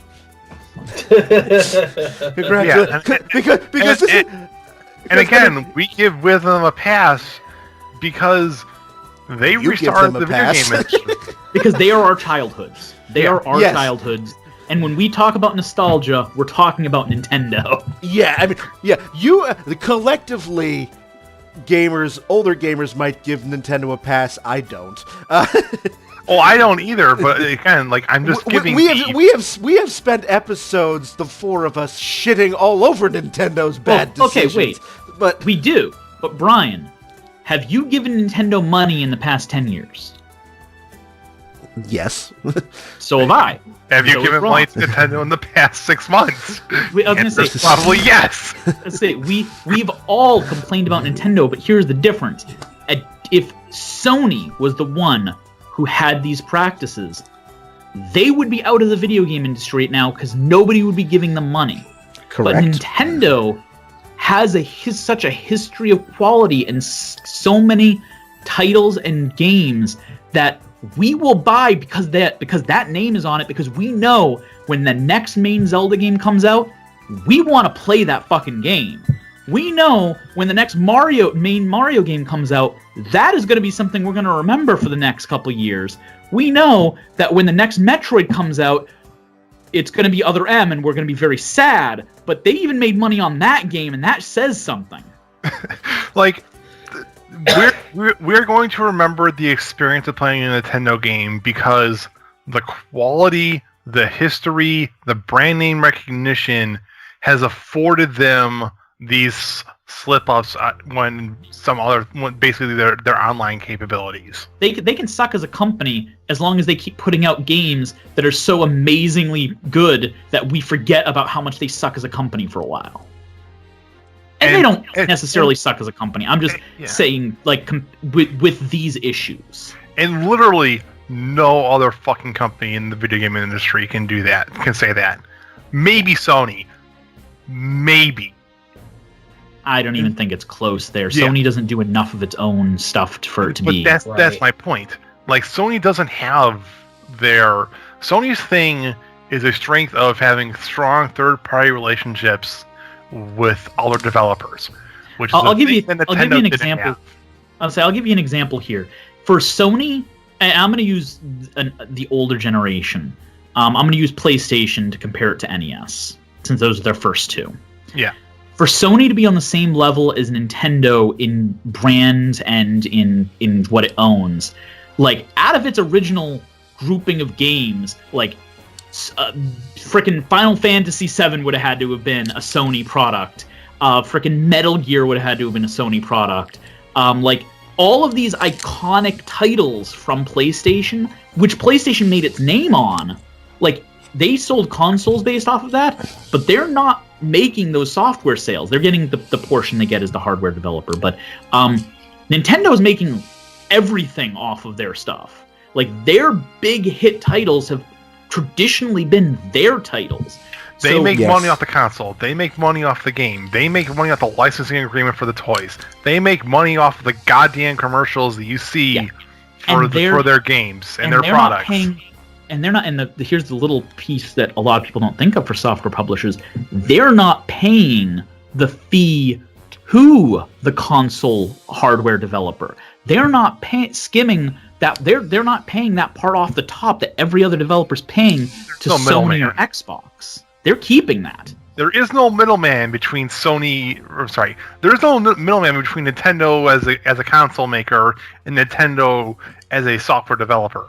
Compared to Sony, where there's a middleman between Sony, the hardware, and the third party thing. Yeah, and that gives Nintendo an advantage both as a software and as a hardware developer in that their hit titles are 100% theirs. Yep. That would be, there's nothing I can say to that. There's no rebuttal I can come up with. It's like, nope, there you have it. That's checkmate. So, I suppose and we I wonder if just throwing this out there, for as much as we make fun of Nintendo, I wonder if various studios are going to start emulating Nintendo. And by that I mean, I've thought for years that Sony and Xbox were going to start buying up the major developers for their systems. That's what I was about to allude to. Is like, I wonder if to cross that abyss you're talking about, they steal the Nintendo jetpack and fly over it by basically taking by Sony and Microsoft, like literally going, okay, we're going to buy EA, we're going to buy Ubisoft, we're going to buy Activision, we're going to buy some other studio. Here's the funny part. And just absorbing them into it and like forming Voltron to fight the Nintendo Godzilla. I'm surprised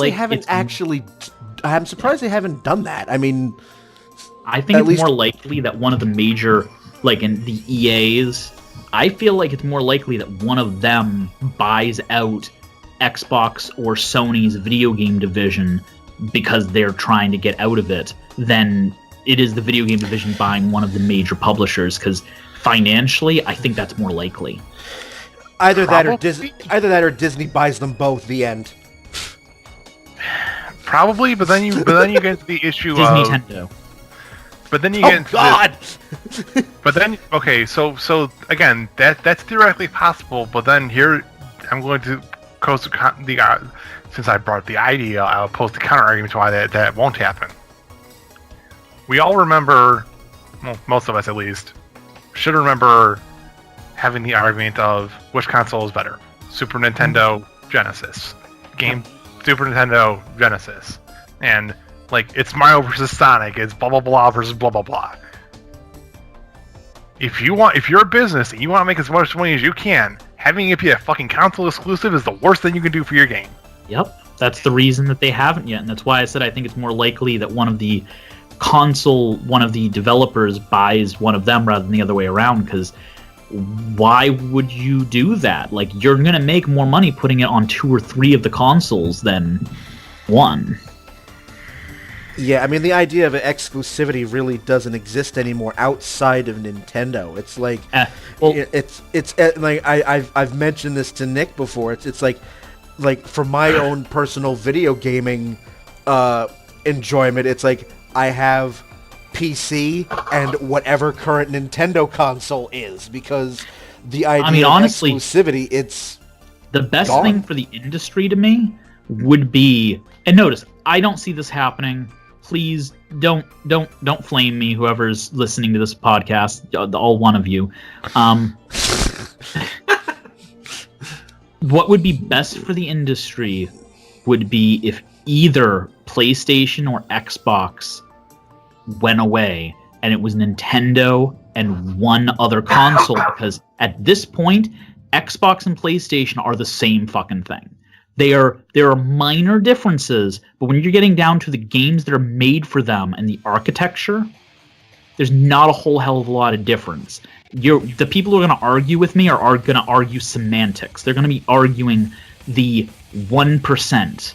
But brand loyalties and things like that. Yeah, but when you're talking about what's going to be developed for them, they're pretty much the same. And the game industry would be healthier if there was only one of them, and you have the people developing for the Nintendo systems that are generally quite a bit different than what happens for the other two, and then everything else going to the other one, because then you have exclusives again. You have ones that are exclusive to Nintendo consoles, and ones that are exclusive to the non-Nintendo consoles, and that's how you make your decision. By doing 3, it's actually kind of fractured the industry in a way that you didn't have as much back in the 90s when it was primarily just 2 systems. Right. And it was like, you were either on the Nintendo side or the Sega side, and you really couldn't play the fence, even though I tried as much as possible. But but I will bring up one. Everybody can kind of tell I've been kind of would obstinate be the word in this podcast? You've been the driving factor behind it. Well, I've been defending the industry a lot in this. Not necessarily because I agree with the industry, because I think there are reasons behind a lot of the stuff that we're talking about. I do think there's one big thing they could do, though, to lower costs and to make things better. And that is that you can't really change the cost of making the games in a meaningful way. But you can do a lot about not greenlighting games that anyone could tell were going to be flops to begin with. And not burn money and continuing development on games that you're not going to make your money back on, or that you're going to spend millions of dollars on to maybe break even when you could have spent that money in a better place. I mean, we all know games that have been stuck in development hell, that have eaten huge budgets over their period of time, or games that it comes out and you go, why the fuck did they make that game? Why? Like, no one's going to buy that game. The programmers' parents aren't going to buy that game. Like, anybody who plays video games would go, that is a terrible idea. Why did they do that? Now, we were saying, I was saying earlier how they have to make 2 to 3 times their money back at least to break even to pay for the failures. A real easy way to not have to do that would be to make less failures. So the counter argument to that is, if you don't take risk in attempting some of these games, you don't get the diamonds in the rough, the unknown blockbusters. I'm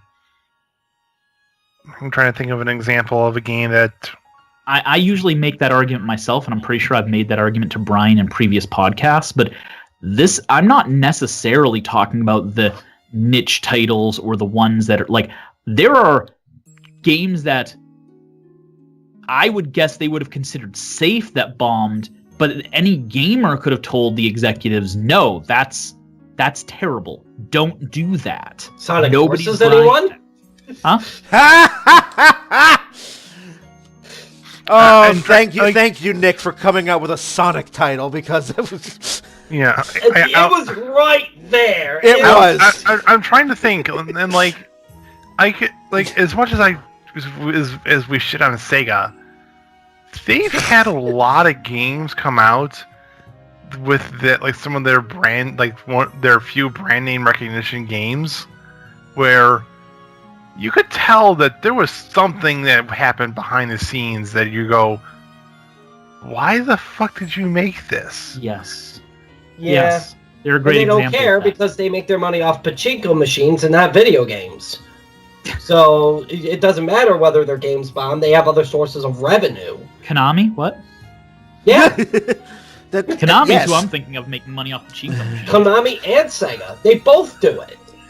But, I mean, I don't disagree with you, Ron, and I'm not saying that, like, the industry needs to stop taking chances entirely, though that's part of what this is already leading to. But I understand what you're going for. It's like, there's a difference between the studio taking a risk with a game like Horizon Zero Dawn and a studio taking a risk with a game like Conker's Bad Fur Day. They really need to have just exactly. They really just need to have a small panel that's a relatively well-represented slice of their user base and just go, hey, sign NDAs. This is the idea we're coming up with. and see if their faces recoil in horror. And if they don't recoil in horror, move on with the game. I also think it's a case of like, who here couldn't have known what was going to happen with Battlefront? Let's be honest here. That did not require a crystal ball to know what was going to happen. With Star Wars Battlefront, you mean? Yeah. Sorry, Star Wars Battlefront 2. Yeah. With the whole loot box. Oh yeah, no. Anyone could have. If you brought in 100, like 20 to 35-year-old white males, because let's be honest, that's most of the video game industry audience. Let's be honest. I would probably say a game like that, probably 20 to 30% female. Actually, at this point, maybe. So, like, okay, again, like if you brought in a healthy mix of people. If you brought in 100 20 to 35-year-old video gamers and said, we plan on gating our content behind loot boxes, all but one of them would have said, you're fucking crazy, and the one that didn't would be like, I can afford to do that. Sure, go ahead. And like the special point about Star Wars Battlefront 2 that we haven't touched on yet is this wasn't most loot box games, most games with this mechanic, it's layered on top of the game. The developers developed the game, and this gets layered on top because the executives decided it was a good idea and they need to make more money, and they put it on top. That is not this game. This game was designed from the ground up with this in mind. It was integrated from the... Like, this had to have been part of the original pitch for the game, and it was built with that in mind. So this was something from the... Like, this wasn't a misunderstanding. This wasn't added in 6 months prior to release. This was known going in within the first 3 months of development of Battlefront 2 that we're going to have literal game content locked behind either dozens, hundreds, thousands of hours of gameplay, or dozens, hundreds of dollars spent on our loot boxes. They knew what they were getting into with that game while it was still in development. And we're talking multiple years prior to the game's announcement, much less release. I think some things we'll see to help make more money from the companies to not have to increase the cost of games. I think we're going to see more of what Square Enix is doing with the Square Collective, where they give funds to indie publishers and then get money back from them, and using that money to help with the costs of their AAA games. I could see a lot of companies doing that. I think, too, with Square Enix specifically, they finally decided on and finished development of their proprietary engine software, which we saw get used for Final Fantasy 15. And we're going to see that being used for a while. Yeah. We're going to see that in Kingdom Hearts 3. We're going to see that in Final Fantasy 7 Remake. We're going to probably be seeing that engine being used for Square Enix games for the next 10, 15, 20 years. I would not be surprised if the next main core Final Fantasy title, instead of getting a unique engine like it always has, will instead just be using the 15 engine again. And again, and like, if that's what they do, it's great job. You just saved yourselves $100 million. Yep. I'm not kidding. That's about how much that engine cost Square Enix. Yeah. It cost them $100 million to develop it. And if they can use that for the next big releases, they're going to be in a much better shape than they have been. And honestly, I think Square Enix has done a great job right now of reaching out between hitting the right notes with the Bravely Default and Bravely Second series, reaching out to their earlier gamers, reaching out to the indie developers with I Am Setsuna and their RPG project Lost studio. Yeah. And really knocking it out of the park with Final Fantasy 15 and keeping things afloat with Final Fantasy 14, continuing on with a very successful MMO. They're financially in the best shape they've been in years. Yeah. And all it took for them was literally to cash in on literally every single one of their goddamn games while they finished development of Final Fantasy XIV, and then banking out Final Fantasy XIV, the remake for it being so wildly successful that they could finish development of Final Fantasy XV and the engine for it. So when we were talking about studios going out of business, yeah. Square Enix had such a perfect row of dominoes that if any single thing failed, they were going to be gone, and everything hit perfectly for them. Yeah, Nick, you were about to say something? They had to literally hit, to use a Final Fantasy phrase, they had to hit 9999 on 15 attacks. They got 9999 on 15 attacks. Yeah, they are now at the point that they can survive a failure. If the Final Fantasy VII Remake fails, they're not going to go out of business because of it, because at this point, they've built up stuff they can survive off of. And honestly... But at this point, they wouldn't have. They haven't. Yeah. And honestly, with Square Enix right now, with where Square Enix is at right now, I know we keep joking about it. I know we keep making fun of them for it. But if Kingdom Hearts 3 comes out this year or early next year and is mediocre, it has to be mediocre, they will make so much money off of that game that they will basically be able to afford Final Fantasy VII Remake failing and probably the next Final Fantasy 16 failing before they have to worry about going out of business again. I mean, honestly, I was at the point before of going, if Square, if anything Square had done in the last 5 years had failed, I could have seen when we were talking about the actual hardware developers picking up companies. Yeah, that's Square Enix being picked up by one of the companies. That's something I would absolutely. I would have, yeah, and more than likely, it probably would have been Sony that would have bought out Square Enix, because those two have been buddy since 7 for so long. Like I could, if Square Enix had failed, I could see Sony swooping in and going, "Hey, Square, you guys are having some trouble. Why don't we help you get back up on your feet, and in exchange, you just, make games." Do you mean what Capcom did? Give us your soul. What would you think about Capcom? I say, you mean like Capcom did with Street Fighter V?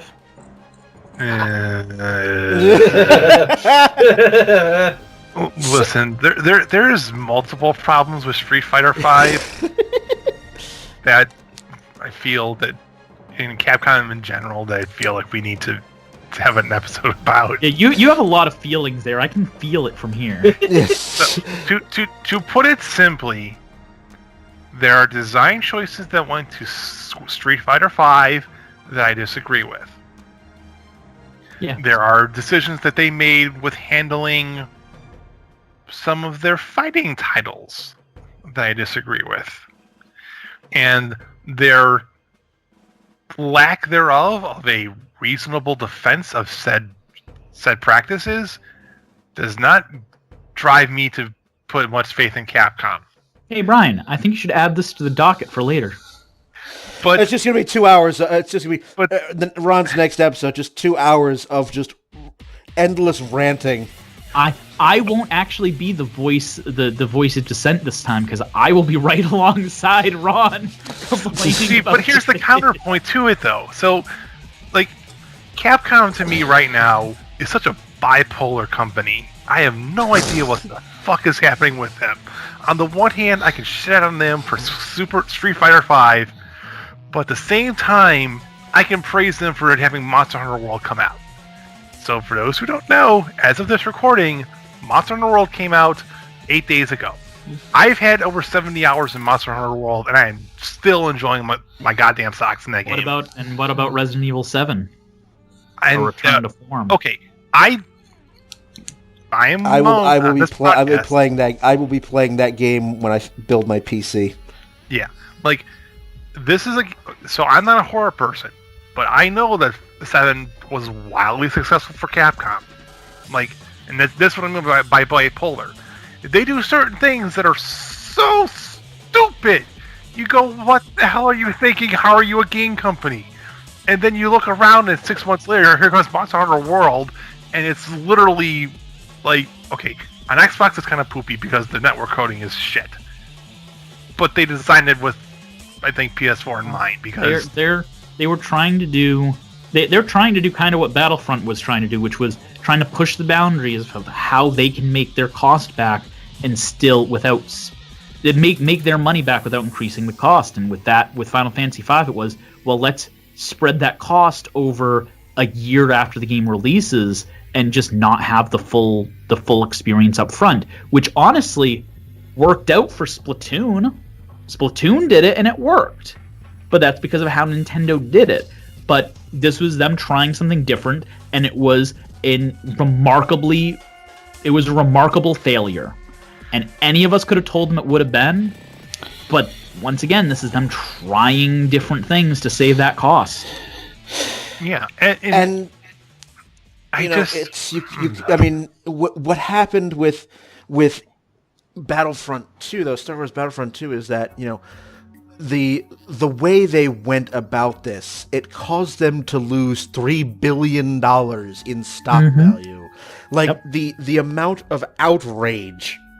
By the way, did you hear that they've announced that they are putting the loot boxes back in because they've lost so much money because of the outrage, and that they're blaming their loss of funds on the outrage and not the loot boxes? Oh, good God.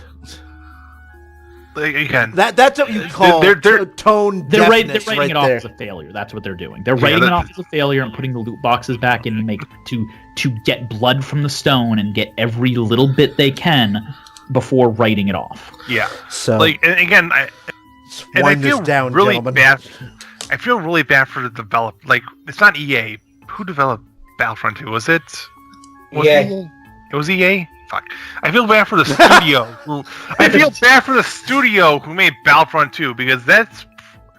I don't think the gameplay itself was bad. I don't remember the people criticizing the gameplay. I think it was solely this loot box bullshit that soured people so bad on the game. Yeah, The paywall I would stuff, say, not just the loot boxes, because they paywalled characters too, which weren't loot box related. Yeah. Nick, you were saying.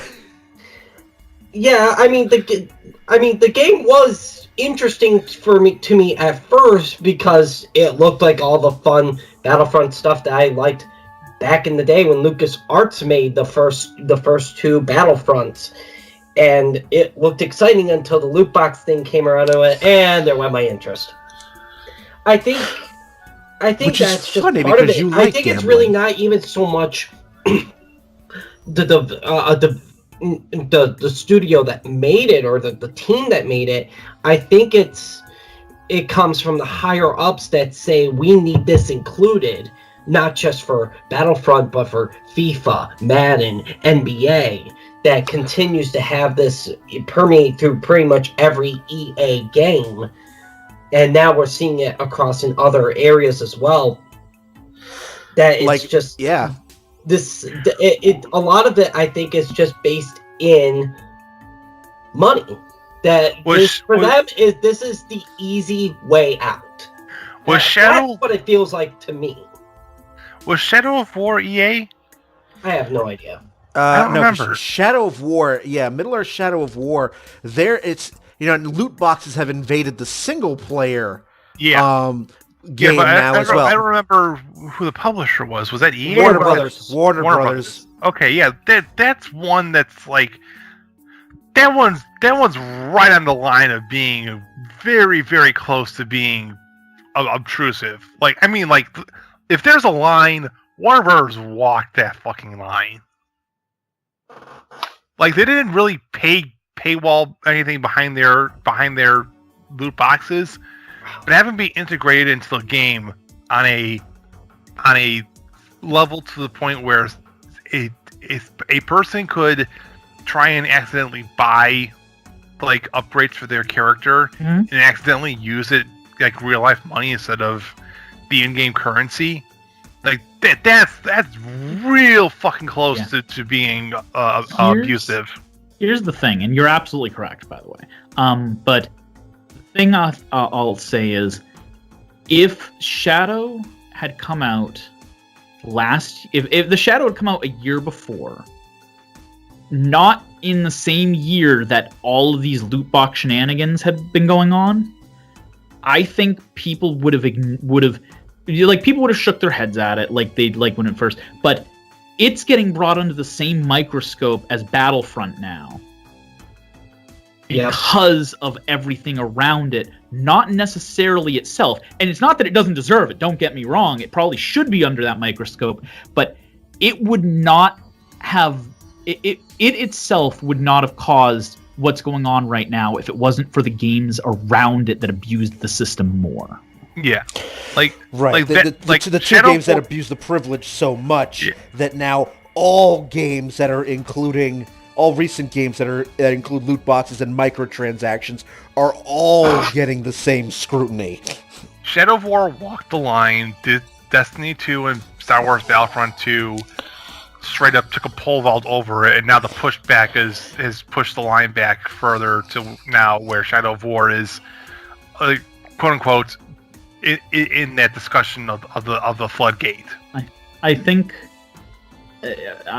I don't know how Brian wants to end this, but I think one thing we should probably discuss is what do we feel like would be the positive takeaways from this? What does the industry need to do, assuming that the answer isn't axe the entire concept of loot boxes entirely, because at this point that's already here.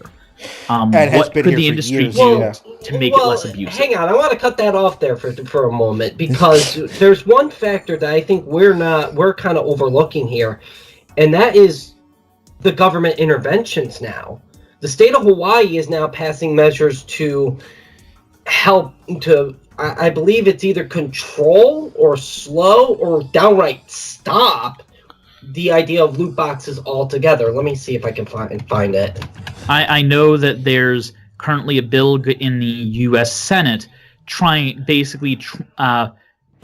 the industry to start regulating itself, basically having the industry do something like the ESRB for dealing with microtransactions and pay to play stuff.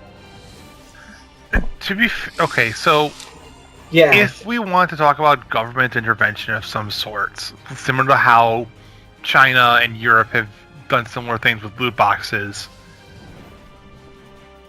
it could happen, and it could be a good thing for the industry. However, given the current social geopolitical climate in North America and the U.S. government, I don't have much faith in that being successful.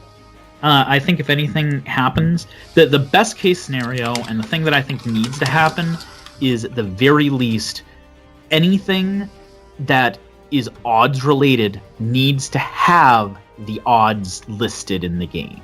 Yes. For what you are doing. I think that is the minimum. But my worry is if this goes to the government, the overreaction is going to come down, and the axe is going to come down on a lot more than just the abuse. Yeah, and I agree with you. Like, given North America and the United States' prior history with video games, I really, really, really think if the government just tries to get their grubby little hands on this particular facet of the video game industry, it's going to be a lot more harm than good. I think if the video game industry wants to continue going as it is, without too much government oversight, they need to fix this loot box bullshit internally by themselves 5 years ago. Yeah, I mean, Nick brought up the thing about Hawaii, because federally there's no legislation against this, but he mentioned Hawaii, and there were 2 state representatives from Hawaii that issued a statement back in November taking a stance against loot boxes, and I'm quoting, "These kinds of loot boxes and microtransactions are explicitly designed to prey upon and exploit human psychology in the same way casino games are so designed. So, as a result, they planned to introduce legislation specifically to block sales of Star Wars Battlefront 2. And they, one of them went on further to say, quote, I realize just how bad it's gotten. We've been on this path for 15 years with day one DLC, subscription passes, and pay to win. We as consumers kept accepting that and kept buying those games. Now we're at a place where we need to consider, do we need to legislate? Or does the ESRB have to consider a new rating that could deal with gambling and addictive mechanics? Thing is that they never ended up having to put forth that law, because I remember reading about this, because Battlefront removed its pay-to-play stuff. Yes. And So that whole thing there's just kind already of died. I mean, like just literally the other day, they have talked about putting it back in within the next couple of months. Yeah, now, how I brought that up now, like now 20 minutes ago. how it will be different remains to be seen. But Yeah. But that killed what they were doing in Hawaii at the time.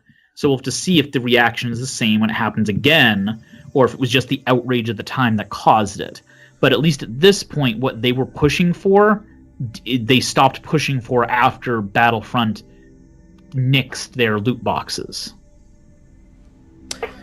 Meanwhile, there's a legislation in Washington state that was introduced just this past month that would order the Washington State Gambling Commission to investigate loot boxes with specific emphasis on if they enable underage gambling.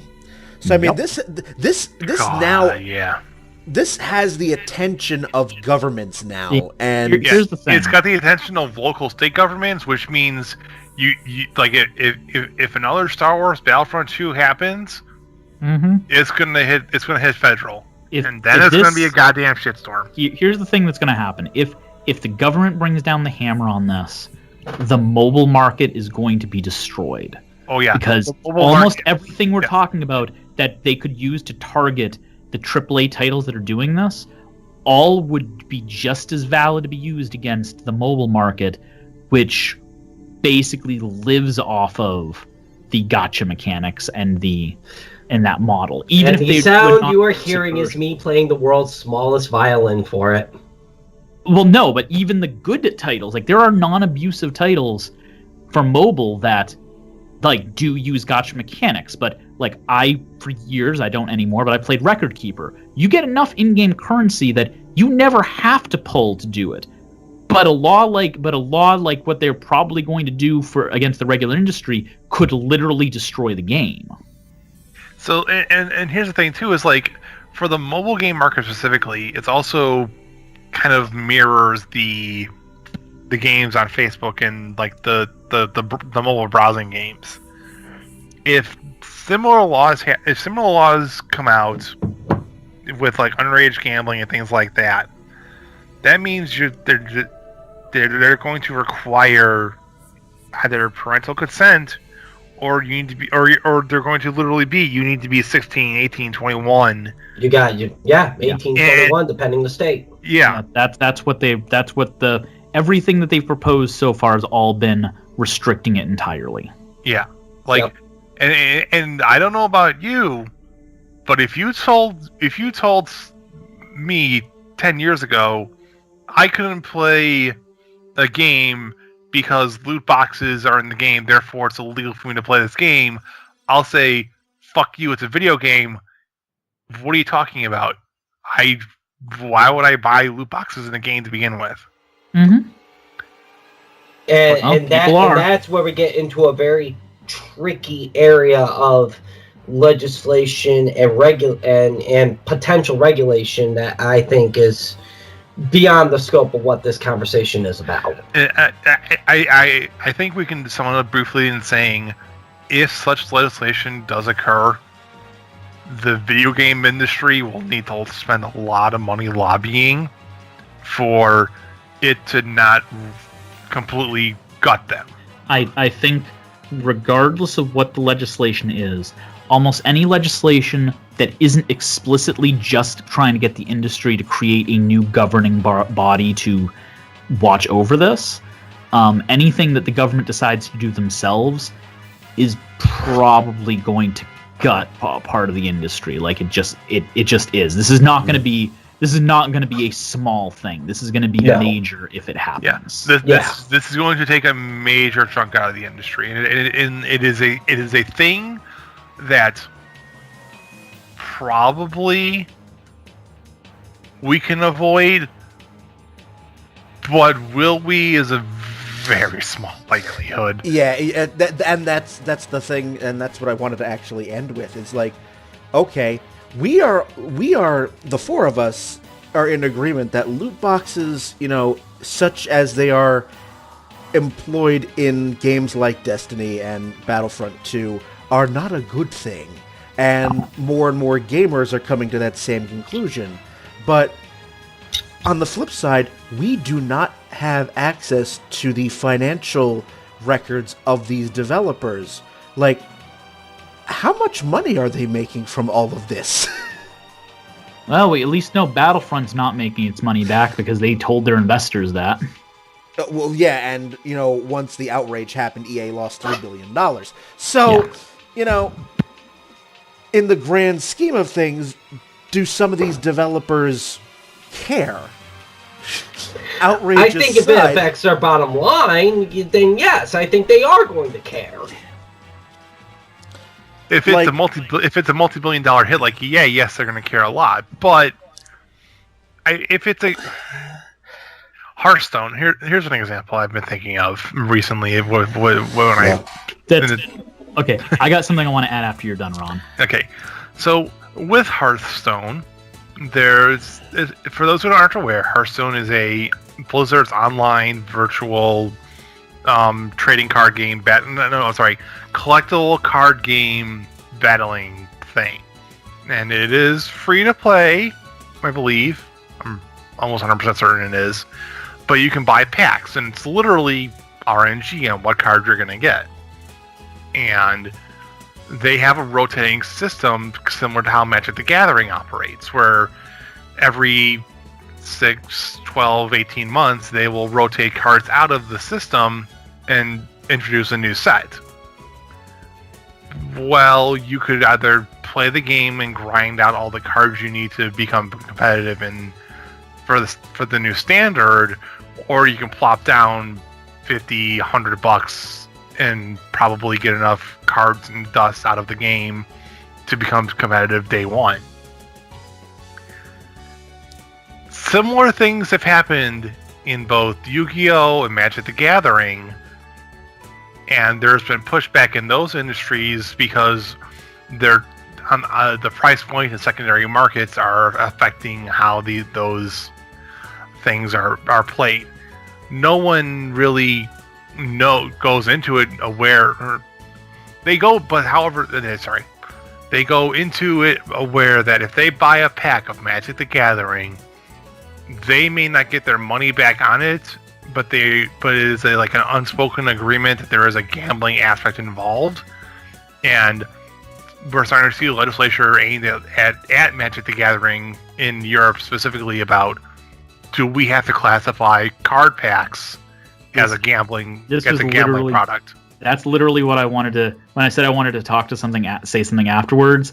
That's one of the things that I meant to bring up this whole thing was any legislation they do that nails the game industry is gonna nail the CCG industry just as hard, because they are just as, like, everything that applies to the video game version of gacha mechanics and loot boxes applies exactly the same to a pack of Magic cards or a pack of Yu-Gi-Oh cards or Pokemon or my brain just completely died because there's Force of Will. Like, the only things that wouldn't impact would be the UCF.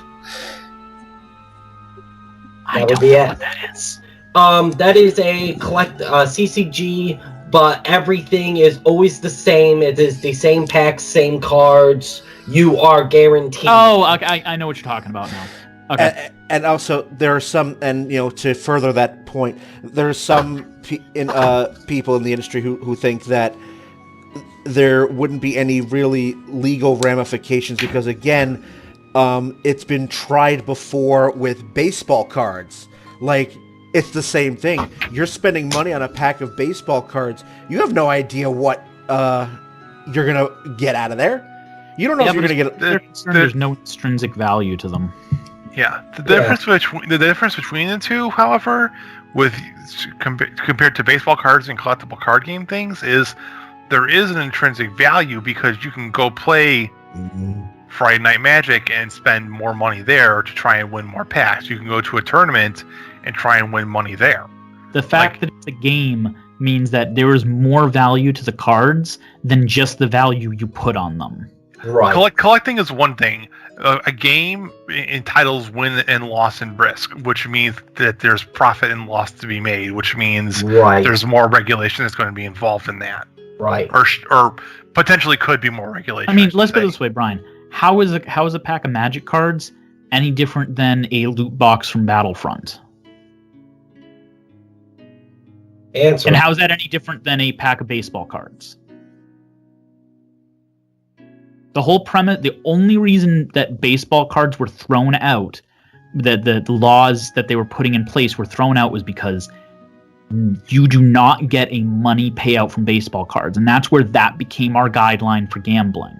Like, there was a huge thing in the Senate regarding it, and that was why. Was because there's no way to get money for baseball cards. You don't get a payout based off your money. Well, now we're at the same point where, okay, there's still no payout for money, but it's definitely gambling. And the thing is, like, there is a payout though for certain cards. Like, if you go to the secondary market for Yu-Gi-Oh or Magic the Gathering, there is literal intrinsic value for certain cards. Yes. Sometimes it could be pennies. Sometimes it could be literally hundreds of dollars. And they ignored the secondary market when they talked about baseball cards back in the day, because that was in. Yeah. Yeah, but you can't. You can't ignore it from Magic or Yu-Gi-Oh because it's at this point in time, the secondary market is so ingrained into the ecosystem of those games that you cannot ignore it. And they shouldn't have ignored it for baseball cards. This was a long time ago. They made a decision that was honestly, in retrospect, the wrong decision. Like, baseball cards are definitely gambling. They're just a minor example. Honestly, what it probably should have been is, we define baseball cards as gambling, but we consider that okay. It is considered gambling, but it's gambling for collectibles compared to Yu-Gi-Oh! Or Magic, which is gambling with potential profit made out of it. But we classified it as not gambling, and that opened the floodbox to everything we're talking about today.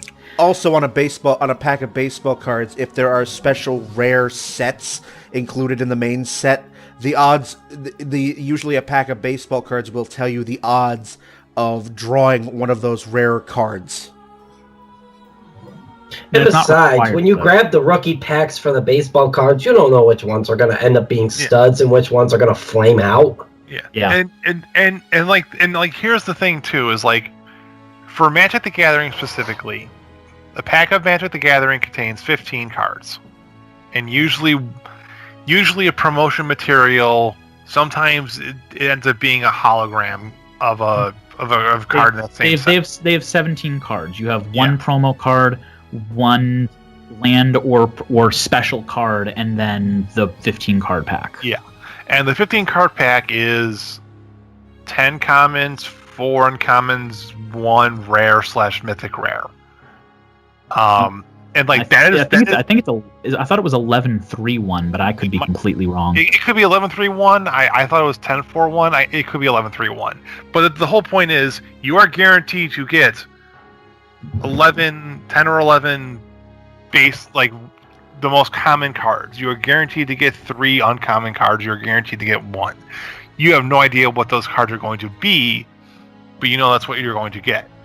Prior to the introduction of the mythic rarity system, there used to be just common, uncommon, rare. Well, certain rares were more rare than the other, and you could get that there was eventually realized. I was wrong. We were both kind of wrong. It is 16 cards in a pack, not 17. The basic land counts as one of them, so it's 10 commons, 3 uncommons, and 1 rare, and then 1 basic land and 1 marketing card. Yeah, and the marketing card can become the holographic card. Yeah. And then mythic rares are in 1 in 8 packs, and then there isn't really odds on to get a foil. Yeah, that they've released. I think people number crunched it really, really hard, and it ended up being that like foils are like 1 in every 4 packs. Yeah, they've number crunched it, but they have to number crunch it for every set because the foil number isn't always consistent. Yeah, the foil number is based upon how many cards are in the set, and then the number of cards in a set varies from set to set. Mm-hmm.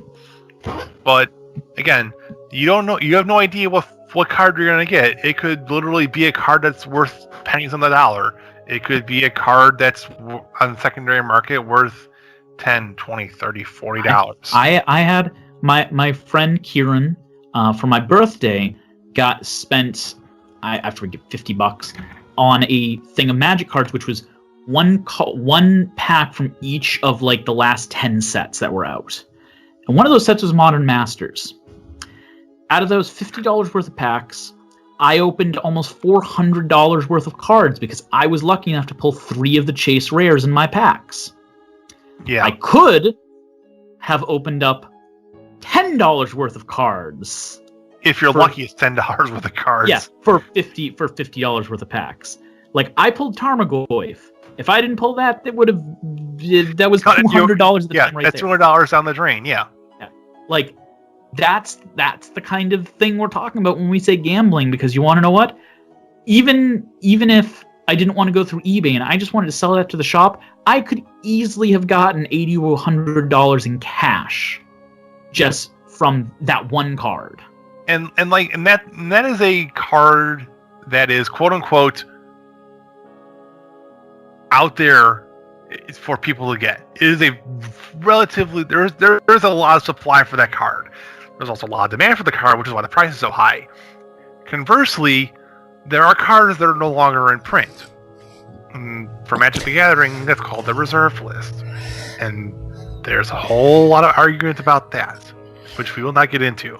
But there are cards in that list that you can literally buy a car with. You could, in theory, sell this card and get enough cash money back in your hands to then go to a dealership, plop down a bag of money and say, I'm buying that Ferrari, and drive home in that Ferrari. Alrighty, as this is now drifting into a Magic the Gathering discussion, steering back a bit. And we can end. I think we've. I think we're done. We're good. We're good. All right. So you have permission to end the podcast, Brian. Thank you so much. So it's just I'm curious to see now that loot boxes are in the public eye and under intense scrutiny. I'm actually curious to see what will come out of this going forward. It's like, is this going to be just another blip, or are developers going to have to seriously think about other not quite so shitty ways to try to gain more money? So if you out there on the wide world of the internet have any questions, thoughts, comments on this episode or any other episode of downloadable content, let us know on our website, dlcpodcast.com. Click the feedback button. Let us know what you think. You can also give us a shout out on Facebook and Twitter. You can also get our episodes on iTunes, YouTube, Stitcher, and Google Play Music. It's all there for you, dlcpodcast.com. So it remains for me to thank Ronnie, Nick, and Ron for being on this episode. So thank you very, very much, gentlemen. You have opinions. It was a pleasure. Yep. Yeah. And again, thank you, Ron, for 100 episodes. It's been fun. It took me 8 years, so in theory, episode 200 will be 2026. If we're not all specks of dust by that point. So I'm just going to ride this for as long as possible. So with that, I am Brian. Have a good one, everybody. I say maybe by 2026, Brian will have played a more recent game. Ouch. Thank you.